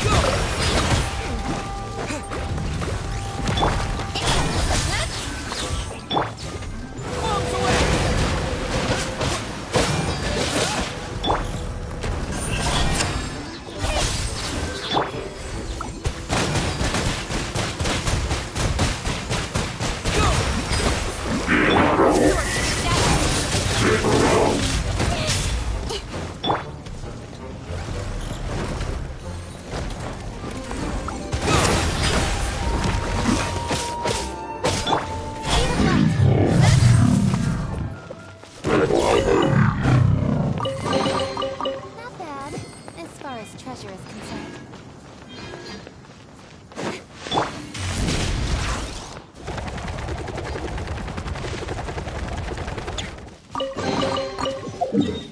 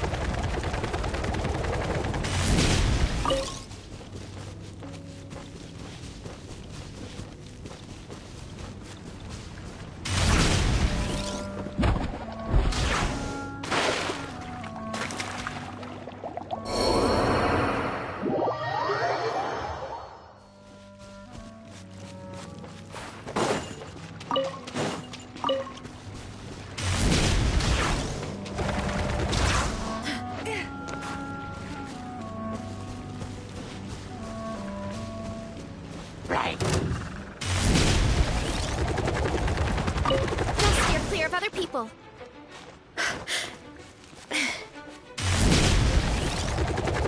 Look out below!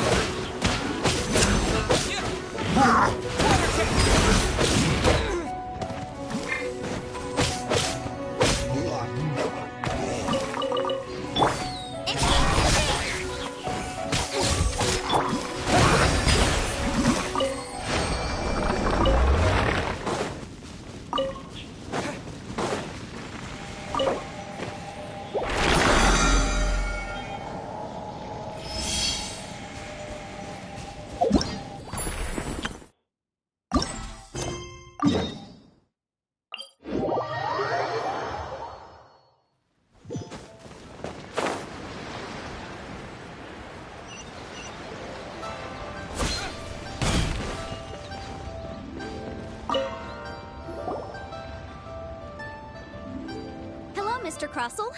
How's business been? Paimon coming in. Oh, good. Very good. All thanks to your advice, Miss Yanfei. What brings you here today?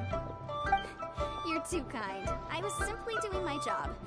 Now, I believe that the last time we met, you mentioned that you were looking to source some smaragdus jadeite to make hairpins. Have there been any further developments on this front? Well, yes, as a matter of fact, in the end I did acquire a small piece of smaragdus jadeite and had it fashioned into a pair of hairpins. Miss Yanfei, might I presume that you have an interest in the hairpins? I must apologize, I've already rented them out to a lady named Zhiqiao. If you'd like to inspect them, you may have to wait quite some time.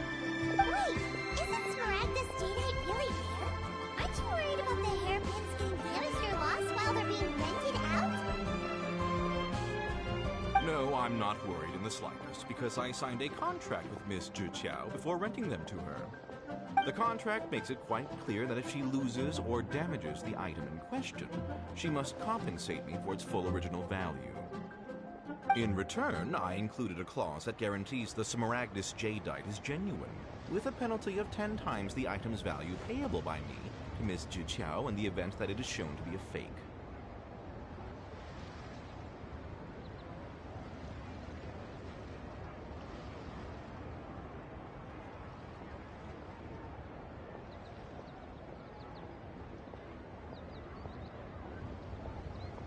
Guaranteed genuine, with 10 times the value payable if this claim is shown to be false.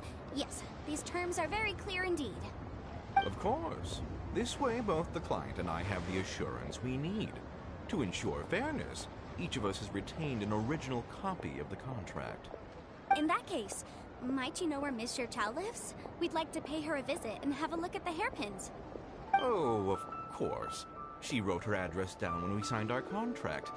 Here, I'll mark it on your map for you. Thanks a lot, Mr. Crossell. We'll be off now.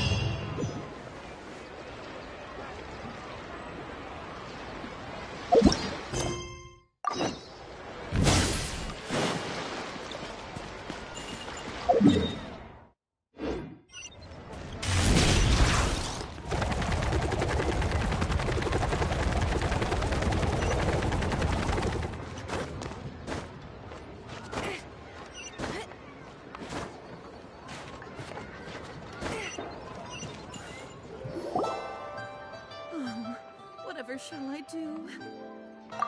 Yes, that's me. Is there... How do you do, Monsieur Chow? My associates and I are very interested in... The hairpins. I don't know how it could... I spent so much money on them. If I have to pay their original value... There's no way I could come up with that amount of money on such short notice. My family is in the ore business too.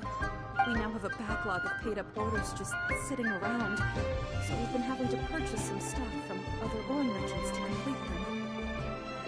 The banquet is coming up in a few days, and several ore merchants I know of will be there.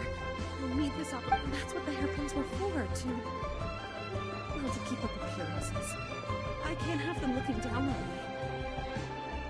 But now that I've lost the hairpins, what will I do? Why does Paimon have a sudden strong sense of deja vu?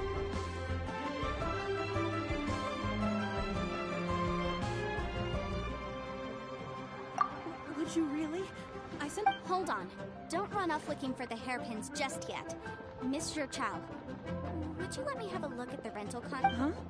Well... Let me see. That's right! Yanfei said she's a legal advisor, didn't she? True. Though surely there must be a win-win solution. Right.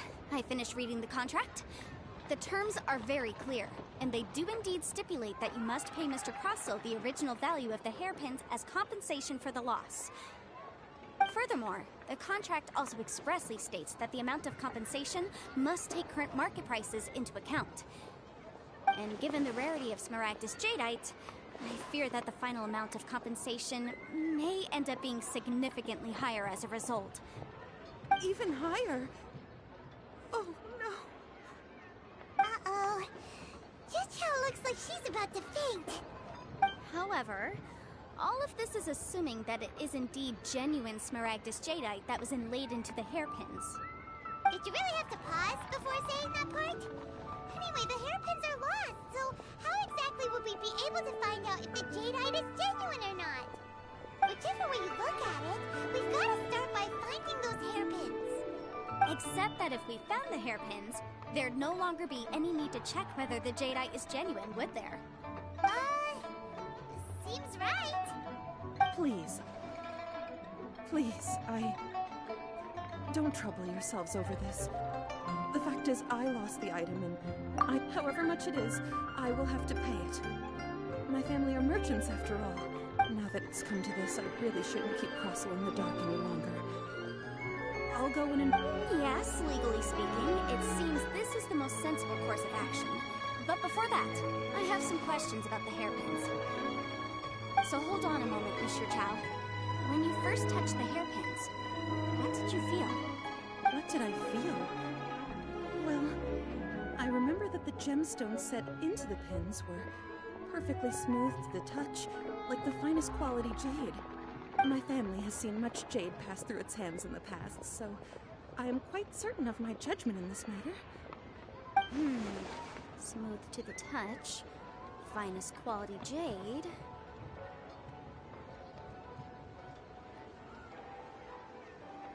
No, it's nothing. I just need to re-examine a few things. Let's head over to Mr. Crossel's.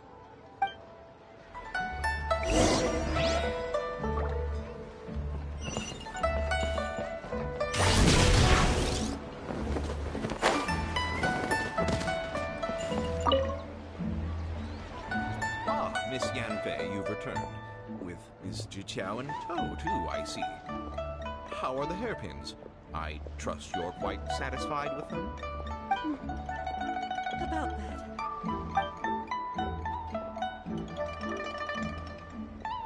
You lost them? Are you serious? Do you... I'm sorry. Truly, I am... Mora! Do you have any idea what I had to go through to get my hands on that Smaragdus Jadeite? I just don't... Forget it.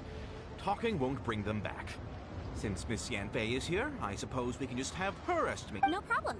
But before I can give an official estimate, I'll need to do... It was in fact genuine Smaragdus Jadeite inlaid into the hair... Of course. Genuine article guaranteed, or I pay back 10 times the value. All right, understood. I'll conduct some market research, and once I'm back, I'll provide Thank you very much. How could she lose my hairpins? She'd better pay every Looks like I'll have to find some way to raise... Please wait, Mr. Chow. It's not convenient.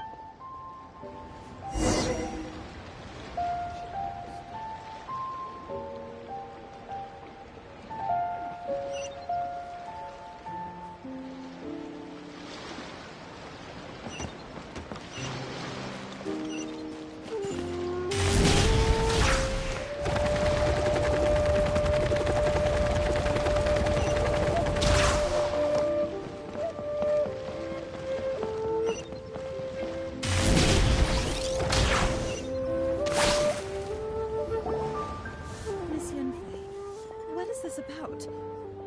Are you here to tell me how much I owe? No.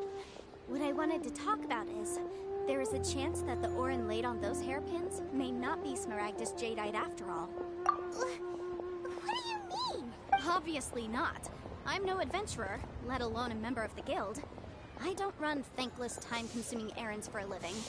Let's just say I don't know if Granny told you this, but Smaragdus Jadeite is found deep underground and contains very concentrated elements. If mere mortals come into contact with it, well, they'll be sick in the best case. And in the worst case, they could even experience a dramatic change of personality.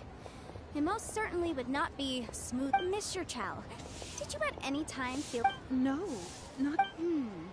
Now that is strange. I noticed earlier that there were elemental traces. If I've deduced correctly, he may still have this. If that's the case, we should go confront him right now! Absolutely not.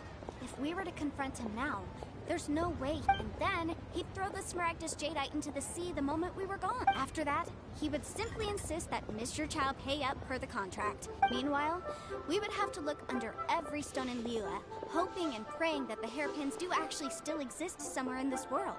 So vivid that Paimon thinks it might be experienced, huh? Oh, it certainly is. I've seen my fair share of situations like this, and brute force... Well then, since you're so experienced in dealing with problems like this... Oh, that won't be a problem. But first, Miss... Huh? Does there have to be a contract for everything? Paimon can't even keep track. Feels like Yanfei is even more concerned with them than a certain someone else we know. These are my formal terms of engagement. Everything prior to now has just been pro bono advice. But for me to investigate any further, I require a written contract. Any work commissioned but not bound by a contract cannot be relied upon. I understand. Then I will be glad to place this matter into your capable hands if you will take it, Miss Yunfei. No problem. Just sign here, and I'll sign too. Okay. Now write your address here, and then sign on this page as well. And I'll also need your signatures on pages 5, 7, and on the very last page. Finally, if you could just use this ink pad to make a handprint over here. Contract has so many pages. Paimon's all out of brain juice again.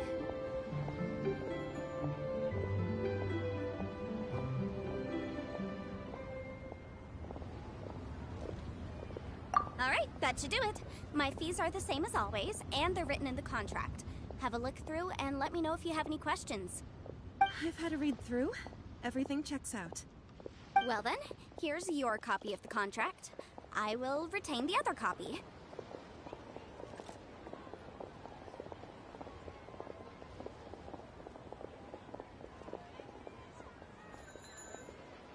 Not for now, no. Despite how intractable this problem might sound, it will actually be quite straightforward to resolve, once we've got some things. I don't believe you have been part of an investigation like this before, in which case, hopefully this should be quite the— Miss Yunfei, I have to ask, why are you— Because, as it happens, I'm currently trying to acquire some Smaragdus Jadeite myself. I noticed strong traces of geo-energy around Mr. Crossel, so perhaps he has, in fact, secured some. Whether he actually made it into an item of jewelry or not is a separate matter, but either way, it's a lead. Also, the idea of someone abusing the law to their advantage. But again, let's not dwell on this. Let's go— Ah, I've got it! Let's pay a visit to Chateau. If Mr. Crossel had his ore worked on at all, Chateau would undoubtedly have been his first choice.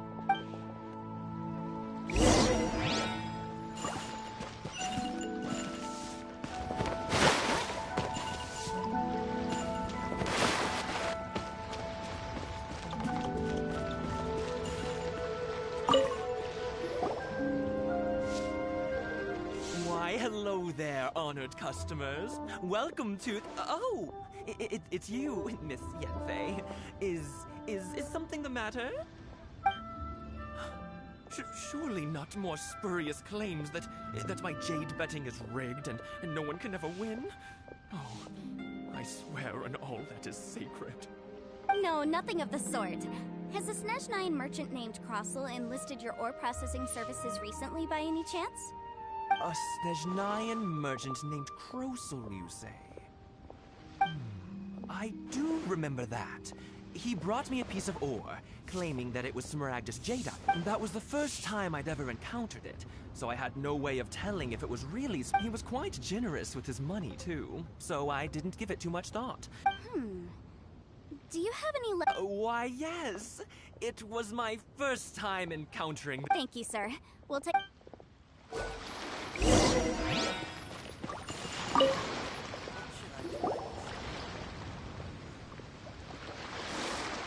Huh?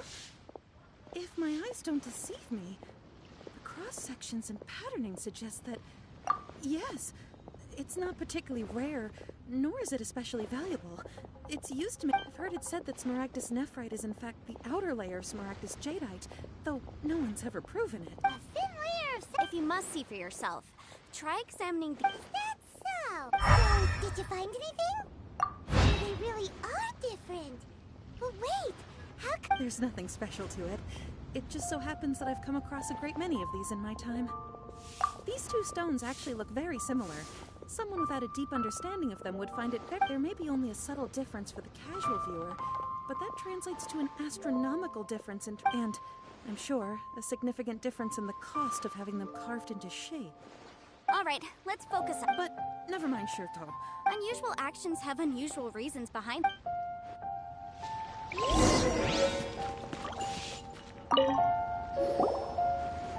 Miss Yanfei? Might I be so bold as to inquire, If you could just confirm for me once more, sir. Mr. Crossel did indeed claim that the ore he brought to your store was in fact Smaragdus jadeite, did he not? Yes, that's right. I still have a record of the job with me, in fact. Here. It says quite clearly, 1 chunk Smaragdus jadeite, uncut. Then I have no further questions. But could I borrow the processing record and these stone shavings? Of course. But might I ask why you need them? Oh, I have my reasons. Yes. Please sign here on this affidavit. This document shall serve as signed proof that these stone shavings originated from the, ore that Mr. Crossel brought to your store.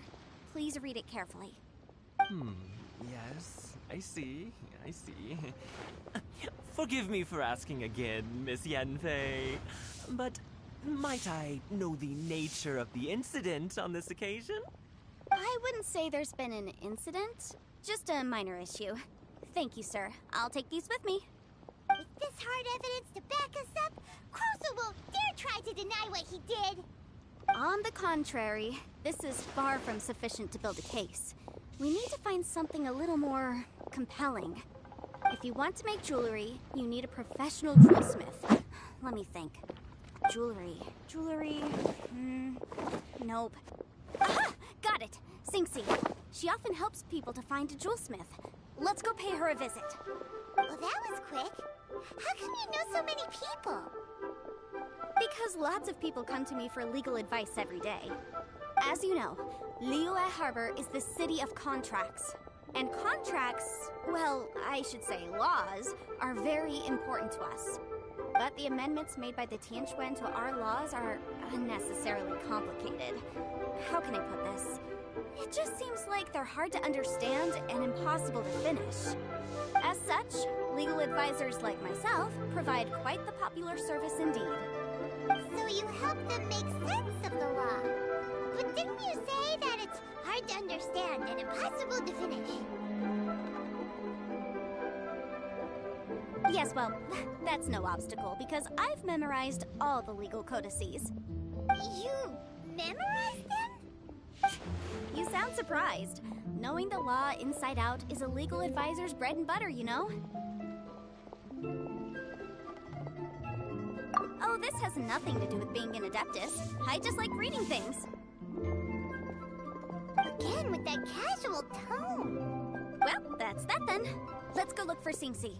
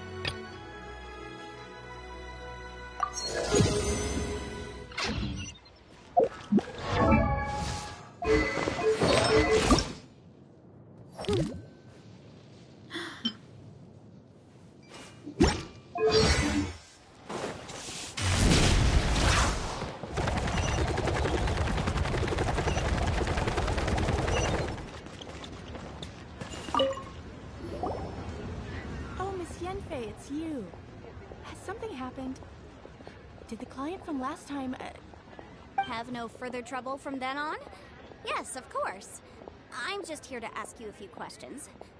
Has a merchant by the name of Crossel asked you to put him in contact with a jewelsmith recently? Crossel? Yes, I remember him. He's a merchant from Snezhnaya, no? Yeah, he came to me with a chunk of something he called Smaragdus Jadeite. The design of the hairpins that he gave me was quite intricate, so it took me some work to find someone who was up to the job. Eventually, I found an older jewelsmith who made them exactly according to his specifications. This order was on hold for a very long time, and only completed quite recently, which is why I remember it so well. Doesn't seem like there's any evidence to be found here. Miss Inksy, I'd like for you to confirm for me once more. When Mr. Crossel commissioned you to find him a jewelsmith, did he or did he not assert that the material he presented to you that day was called Smaragdus Jadeite? Yes, I'm sure of it. The hairpins were made using many expensive materials, and the asking price was quite high, so we had to put this transaction on record with the Ministry of Civil Affairs. Mr. Crossel wasn't very familiar with the necessary procedures, so I filed it on his behalf. I also kept a copy for my own records. See for yourself. The item is called Smaragdus Jadeite Twin Phoenix Pins. The inlaid gemstone is recorded as Smaragdus Jadeite. The document even has the official seal of the Ministry on it. Thank you, Singsi. Now, could you let me borrow this document? Sure, it isn't serving much purpose here anyway. I take it then that there's been some more trouble? Nothing you need to worry about, just a minor issue. I'll return your document as soon as I'm done with it. Thanks again! Why is everyone's first reaction always to assume someone or something is in trouble?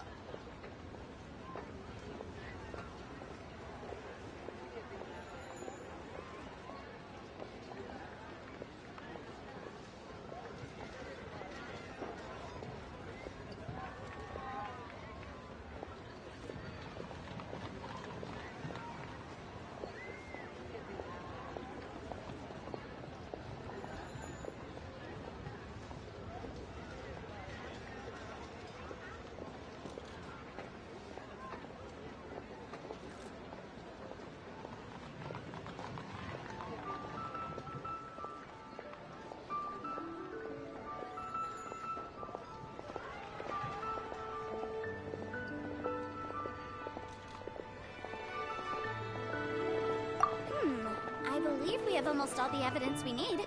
We just need to make one last trip. Let's go to Boo Boo Pharmacy to speak with Dr. Baiju. The weirdo with the snake around his neck? What do you want to speak to him for?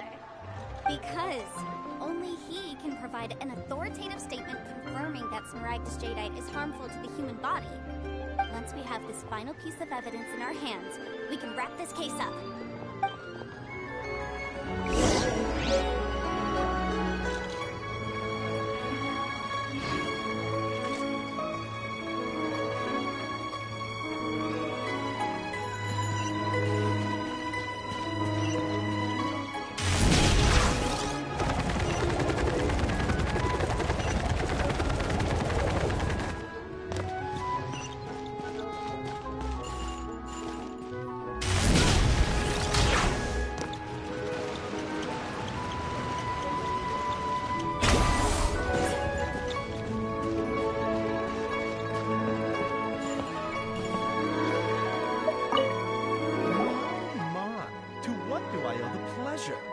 Though I'm afraid that if you're looking for our little Chi-Chi, she's out gathering herbs. And if it isn't Miss Yenfei as well, now that's an even rarer honor. What business brings you here, might I inquire? Some charlatans peddling ineffectual medicines again, no doubt? No. I'm here this time to ask if you're familiar with Smaragdus Jadeite. Smaragdus Jadeite? Why, yes, there is some information about it included in the 6th commentary on the 7 Mountain Treatises. The 7 Mountain Treatises states that this substance springs forth from stone marrow within the mountains, and will bring disaster to any mere mortals who touch it. It is abundant in elemental energy, so if someone without a vision is in contact with it for a prolonged period, best case scenario, they fall ill. Worst case scenario, they'll suffer great changes in personality, and their illness will only ever get worse. Anyway, I'm sure you didn't come all this way just to chit-chat. Knowing you, Yenfei, and given the specific nature of your question, I suppose that you're about to ask me to write an official affidavit attesting to the pharmaceutical peculiarities of Smaragdus Jadeite? That is indeed the case. If you would be so kind, Dr. Baiju. No trouble at all. It's just a single document. Won't take me a moment. I would mention, though, that you are not the only one who's developed a curiosity for Smaragdus Jadeite recently. A Snezhnayan merchant came to ask me about it not long ago. But after I gave him my reply, his expression shifted to one of remarkable disappointment. I wonder, Miss Yenfei, if your pressing business might be related to the Snezhnayan merchant? You needn't concern yourself about that, Dr. Baiju. Thank you for penning us that document. I'll make sure to compensate you in due course. You're too kind. Take care now.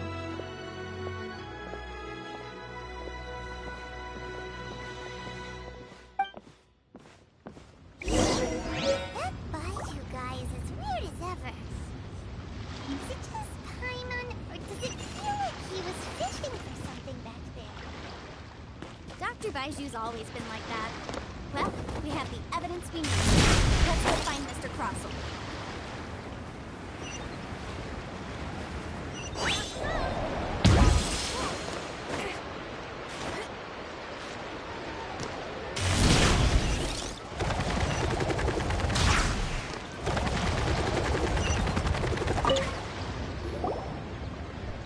Miss Yanfei, have you finished your investigation? I trust you will now be in a position to assess the compensation due. Yes, my investigation is indeed concluded. I can now provide a final figure for the amount payable. Wonderful. Well then, please, could you do the honors, Miss Yanfei? Of course. According to the stipulations of the contract, Mr. Crossel, you must pay Ms. Zerchow 10 times the original transaction price in Mora. Sure. Wait, what? Me pay her? Surely there's been some kind of mistake, Miss Yanfei. Not at all. According to my investigations and the material evidence that we've gathered, the substance claimed to be Smaragdus Jadeite that was inlaid within the Smaragdus Jadeite twin phoenix pins that you rented out to Mr. Chow was, in fact, Smaragdus Nephrite. Now, the contract states very clearly that 10 times the price shall be paid should the article not be genuine. Accordingly, you are liable for this sum, which is payable to Mr. Chow in Mora. Material evidence? What material evidence? Why, Miss Yanfei, you cannot frame me like this. I spent a huge sum to obtain that Smaragdus Jadeite, and yet you claim that the ore inlaid on the hairpins is somehow fake? I demand to see your evidence. Indeed.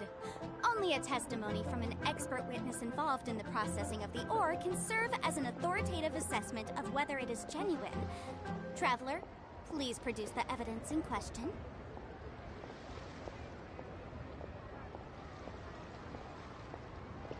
This is a processing record from the Jade Mystery, along with stone samples and an affidavit signed by the business owner, Chateau. Seriously? Even the boss there couldn't differentiate between Smaragdus Jadeite and Smaragdus Nephrite. How does this prove anything? In any case, Smaragdus Nephrite is the outer layer of Smaragdus Jadeite. So I had him cut away the Nephrite, he returned the valuable Jadeite core to me, and some Nephrite samples remain in the store. What am I missing exactly? That's an unsubstantiated Well, your claim that my ore is fake is just as unsubstantiated. Looks like our first piece of evidence didn't Hard evidence. Something legally binding. We have just the thing. Show him, Traveler. Oh, come on. I meant the backup copy of the document from the Ministry of Civil Affairs. This document proves that my hairpins are the real deal, doesn't it? This is the Ministry's seal, after all. Our second piece of evidence didn't work either. You know, you could be right. Perhaps the hairpins are... Of course I'm right. All the evidence... Well, hang on a moment now, because I do recall one Traveler. Would you do the honors? What's this?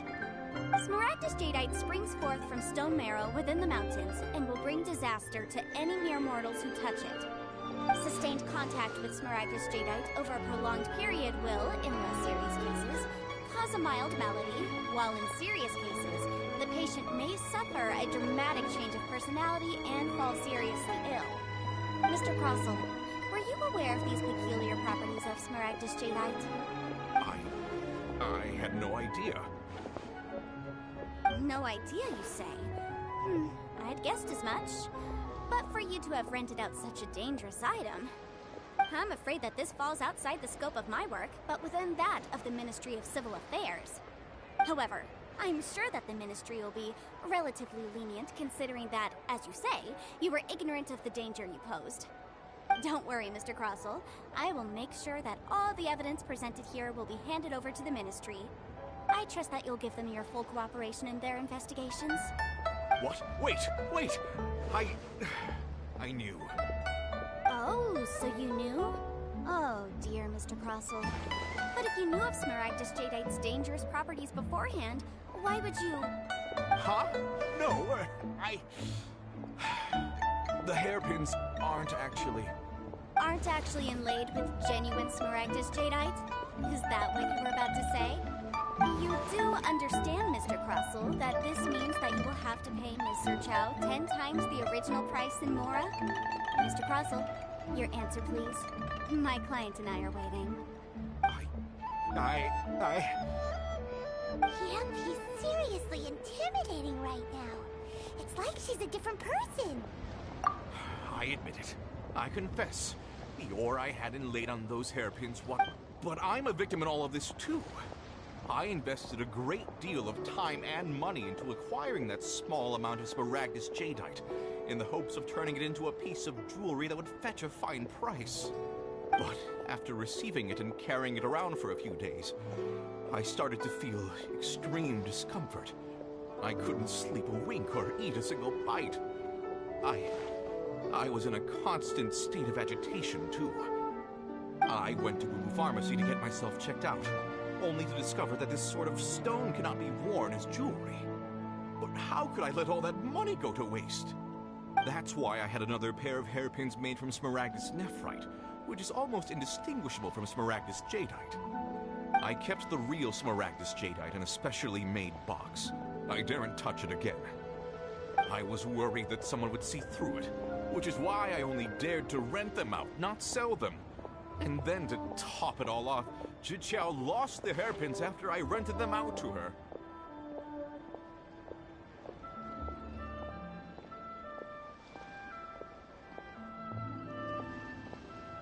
Exactly! If they weren't the real deal, why'd you make her pay so much? I didn't want to either, but when I purchased that Smaragdus Jadeite, some of my business partners found out.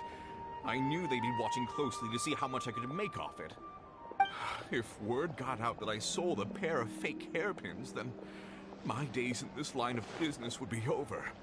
All right, let's cut the appeals phase right there. I failed to see what bearing any of this has on your transaction with my client. According to the contract, you must pay Mr. Chow 10 times the original price in Mora, and that is final. 10 times? Croso looks like he could faint any second. As for me, according to my contract with Mr. Chow, 20% of that sum will go to me. 20%? That's as much as I... There's no need. It's fine. Even if the Smaragdus Jadeite on those hairpins was fake, I still bear... Ms... However, Mr. Crossell, since you have no use for that chunk of Smaragdus Jadeite... What? But I... Miss Yanfei, I'll turn the Smaragdus Jadeite over to you. Well, that's not quite how the rules say this should... Thanks so much for your help. Oh, come on. Well, yes, I believe we have. Well then, that's good. Mr. Crossell, it seems that my client has no further claims against you. Is that so? That's good. That's good. Actually, Mr. Crossell, I'd like to talk business for a second, if I may. I could see from the hairpins you produce that you're very skilled in jewelry design. My family, on the other hand, works in the ore business, and we have a fair stock of fine ores. If we could join forces, your jewelry designs and our choice ores...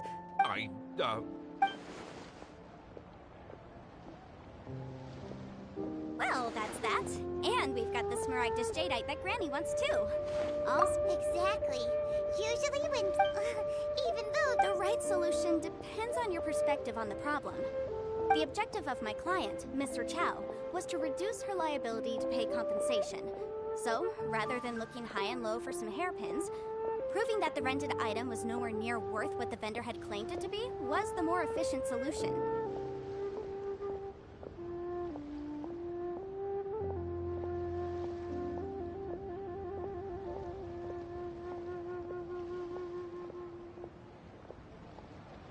An Adeptus.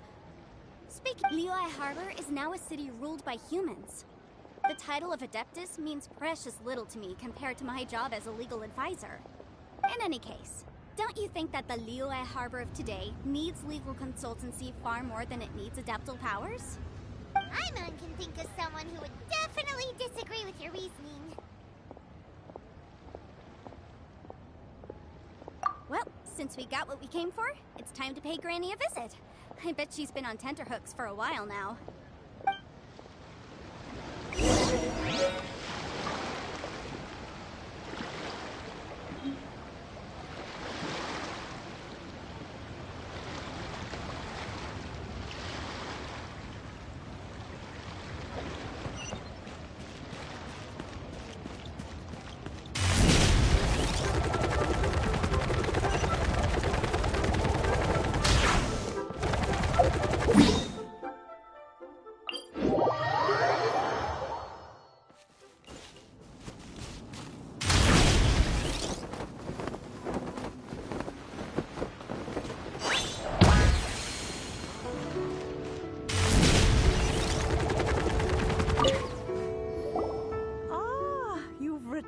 returned.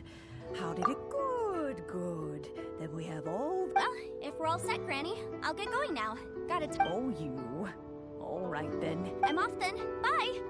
Oh, yes, Traveler. Make sure you don't lose the business card I gave you.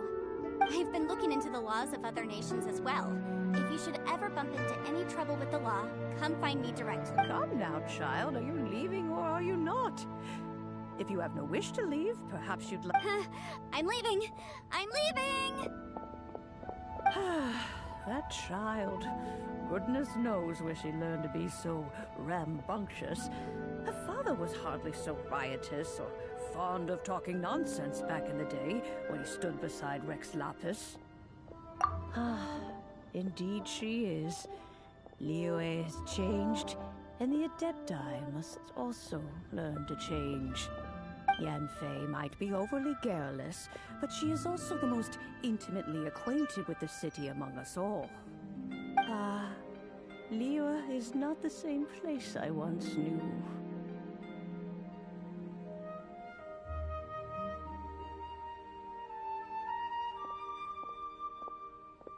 All right, then. Let us speak of this no more. Back on topic. I believe that I still owe you a little gift. Oh, Paimon's so excited! How is it made? It is but a single teapot. It shan't take long at all. Just wait here for a moment.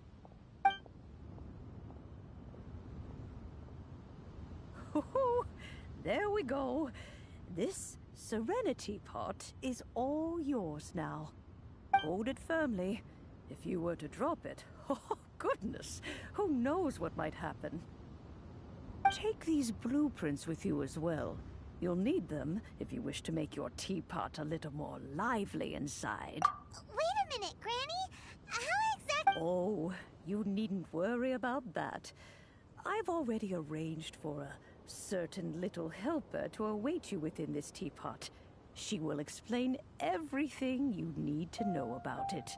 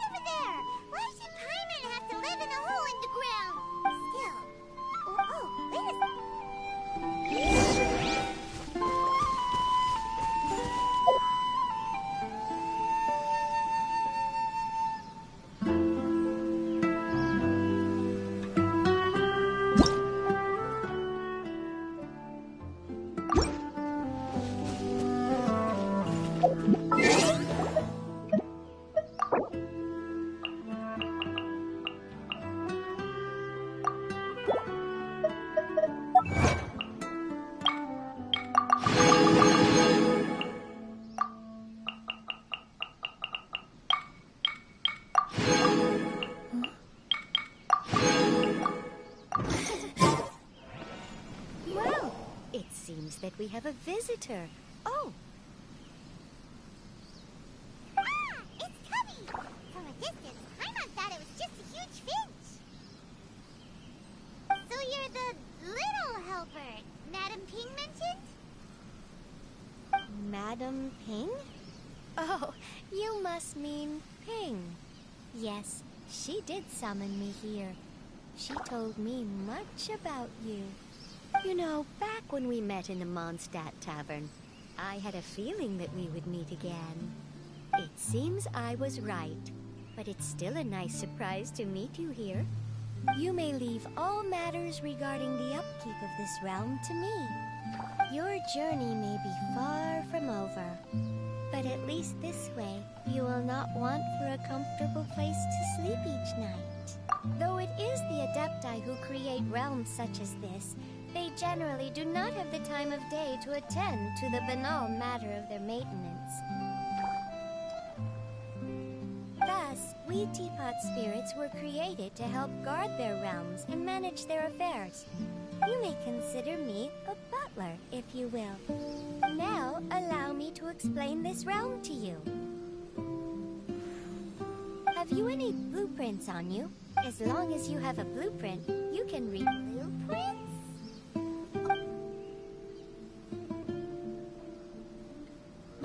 Yes, these are the blueprints I'm talking. Just commit the image of the objects to memory and prepare the necessary materials. Then simply release the thought from... Wow! I doubt it. A golden-eyed adeptus, he said that even though subspace his world is not a golden-eyed adeptus? I hardly remember myself. What's more, I have never seen that adeptus again. Well, let's not dwell on that. If there's anything you would like...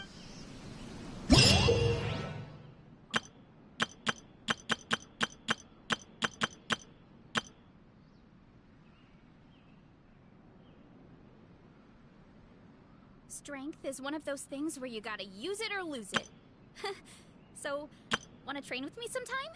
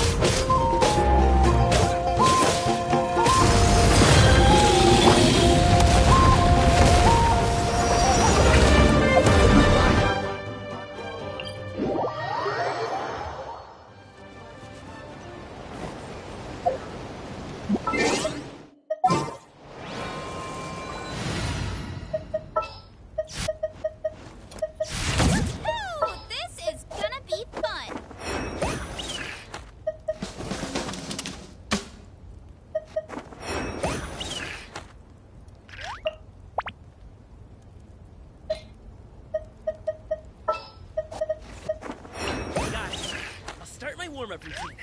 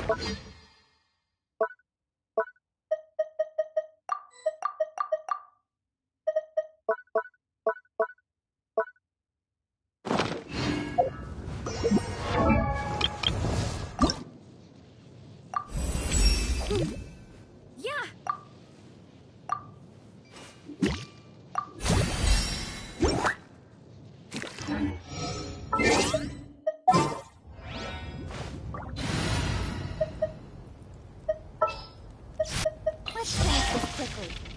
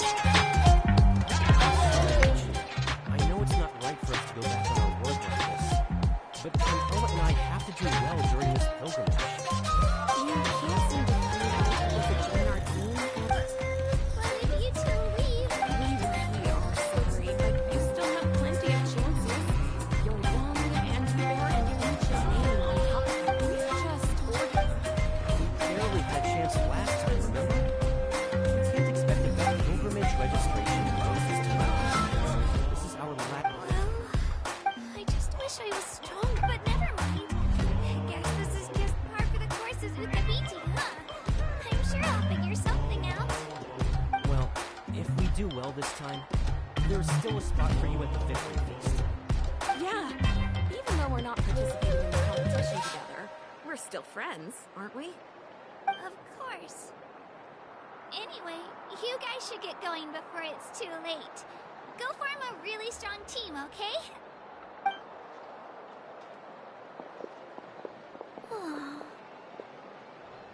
Guess I'll have to wait until the next pilgrimage. Looks like that little girl over there was just abandoned. Wonder what... Huh? Oh, gosh, I'm fine. Don't worry. Yep, we just got... Oh, welcome! I'm Kachina.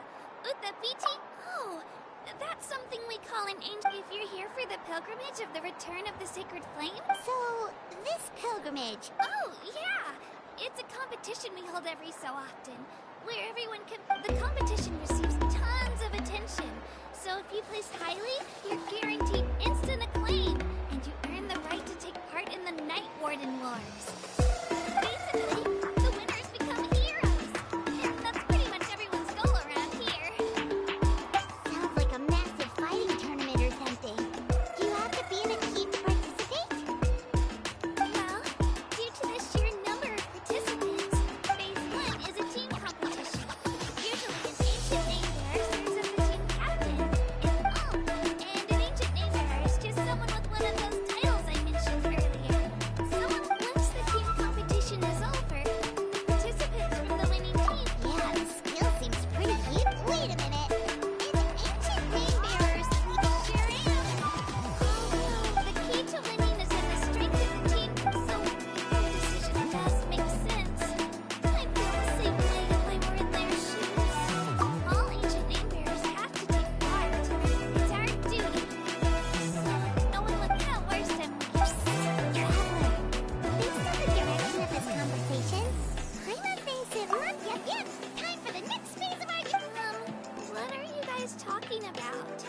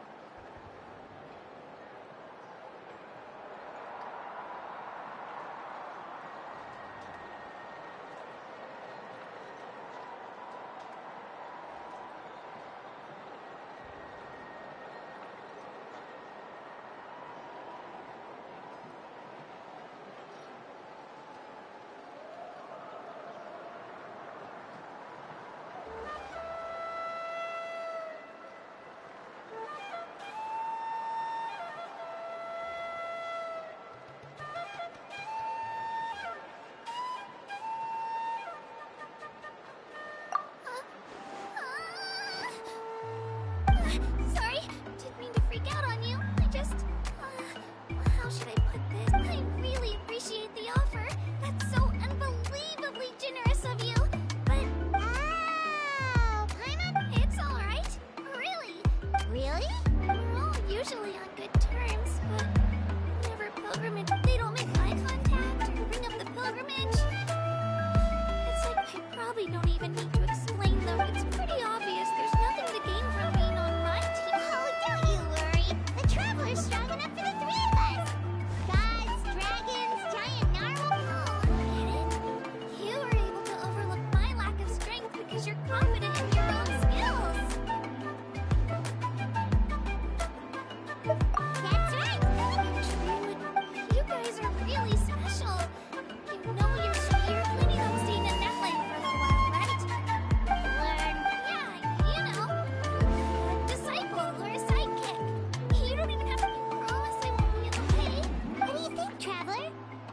She really looks up to you. Oh, right! Didn't those people from earlier say the registration... Don't worry about it. I wouldn't be able to manage it this close to... I lose all the time. I'm used to it. Everyone around me, but if I manage to learn a thing or two from you, I might just pull off a win next time. Thank you! Who would have thought I'd get the chance to meet such impressive adventurers? Today must be my lucky day. Well, come with me, you two. I'll show you where I grew up and introduce you to our tribe, the I'm Kachina, a member of the Children of Echoes. I adore green fruits and would love to become more strong, even though I'm still...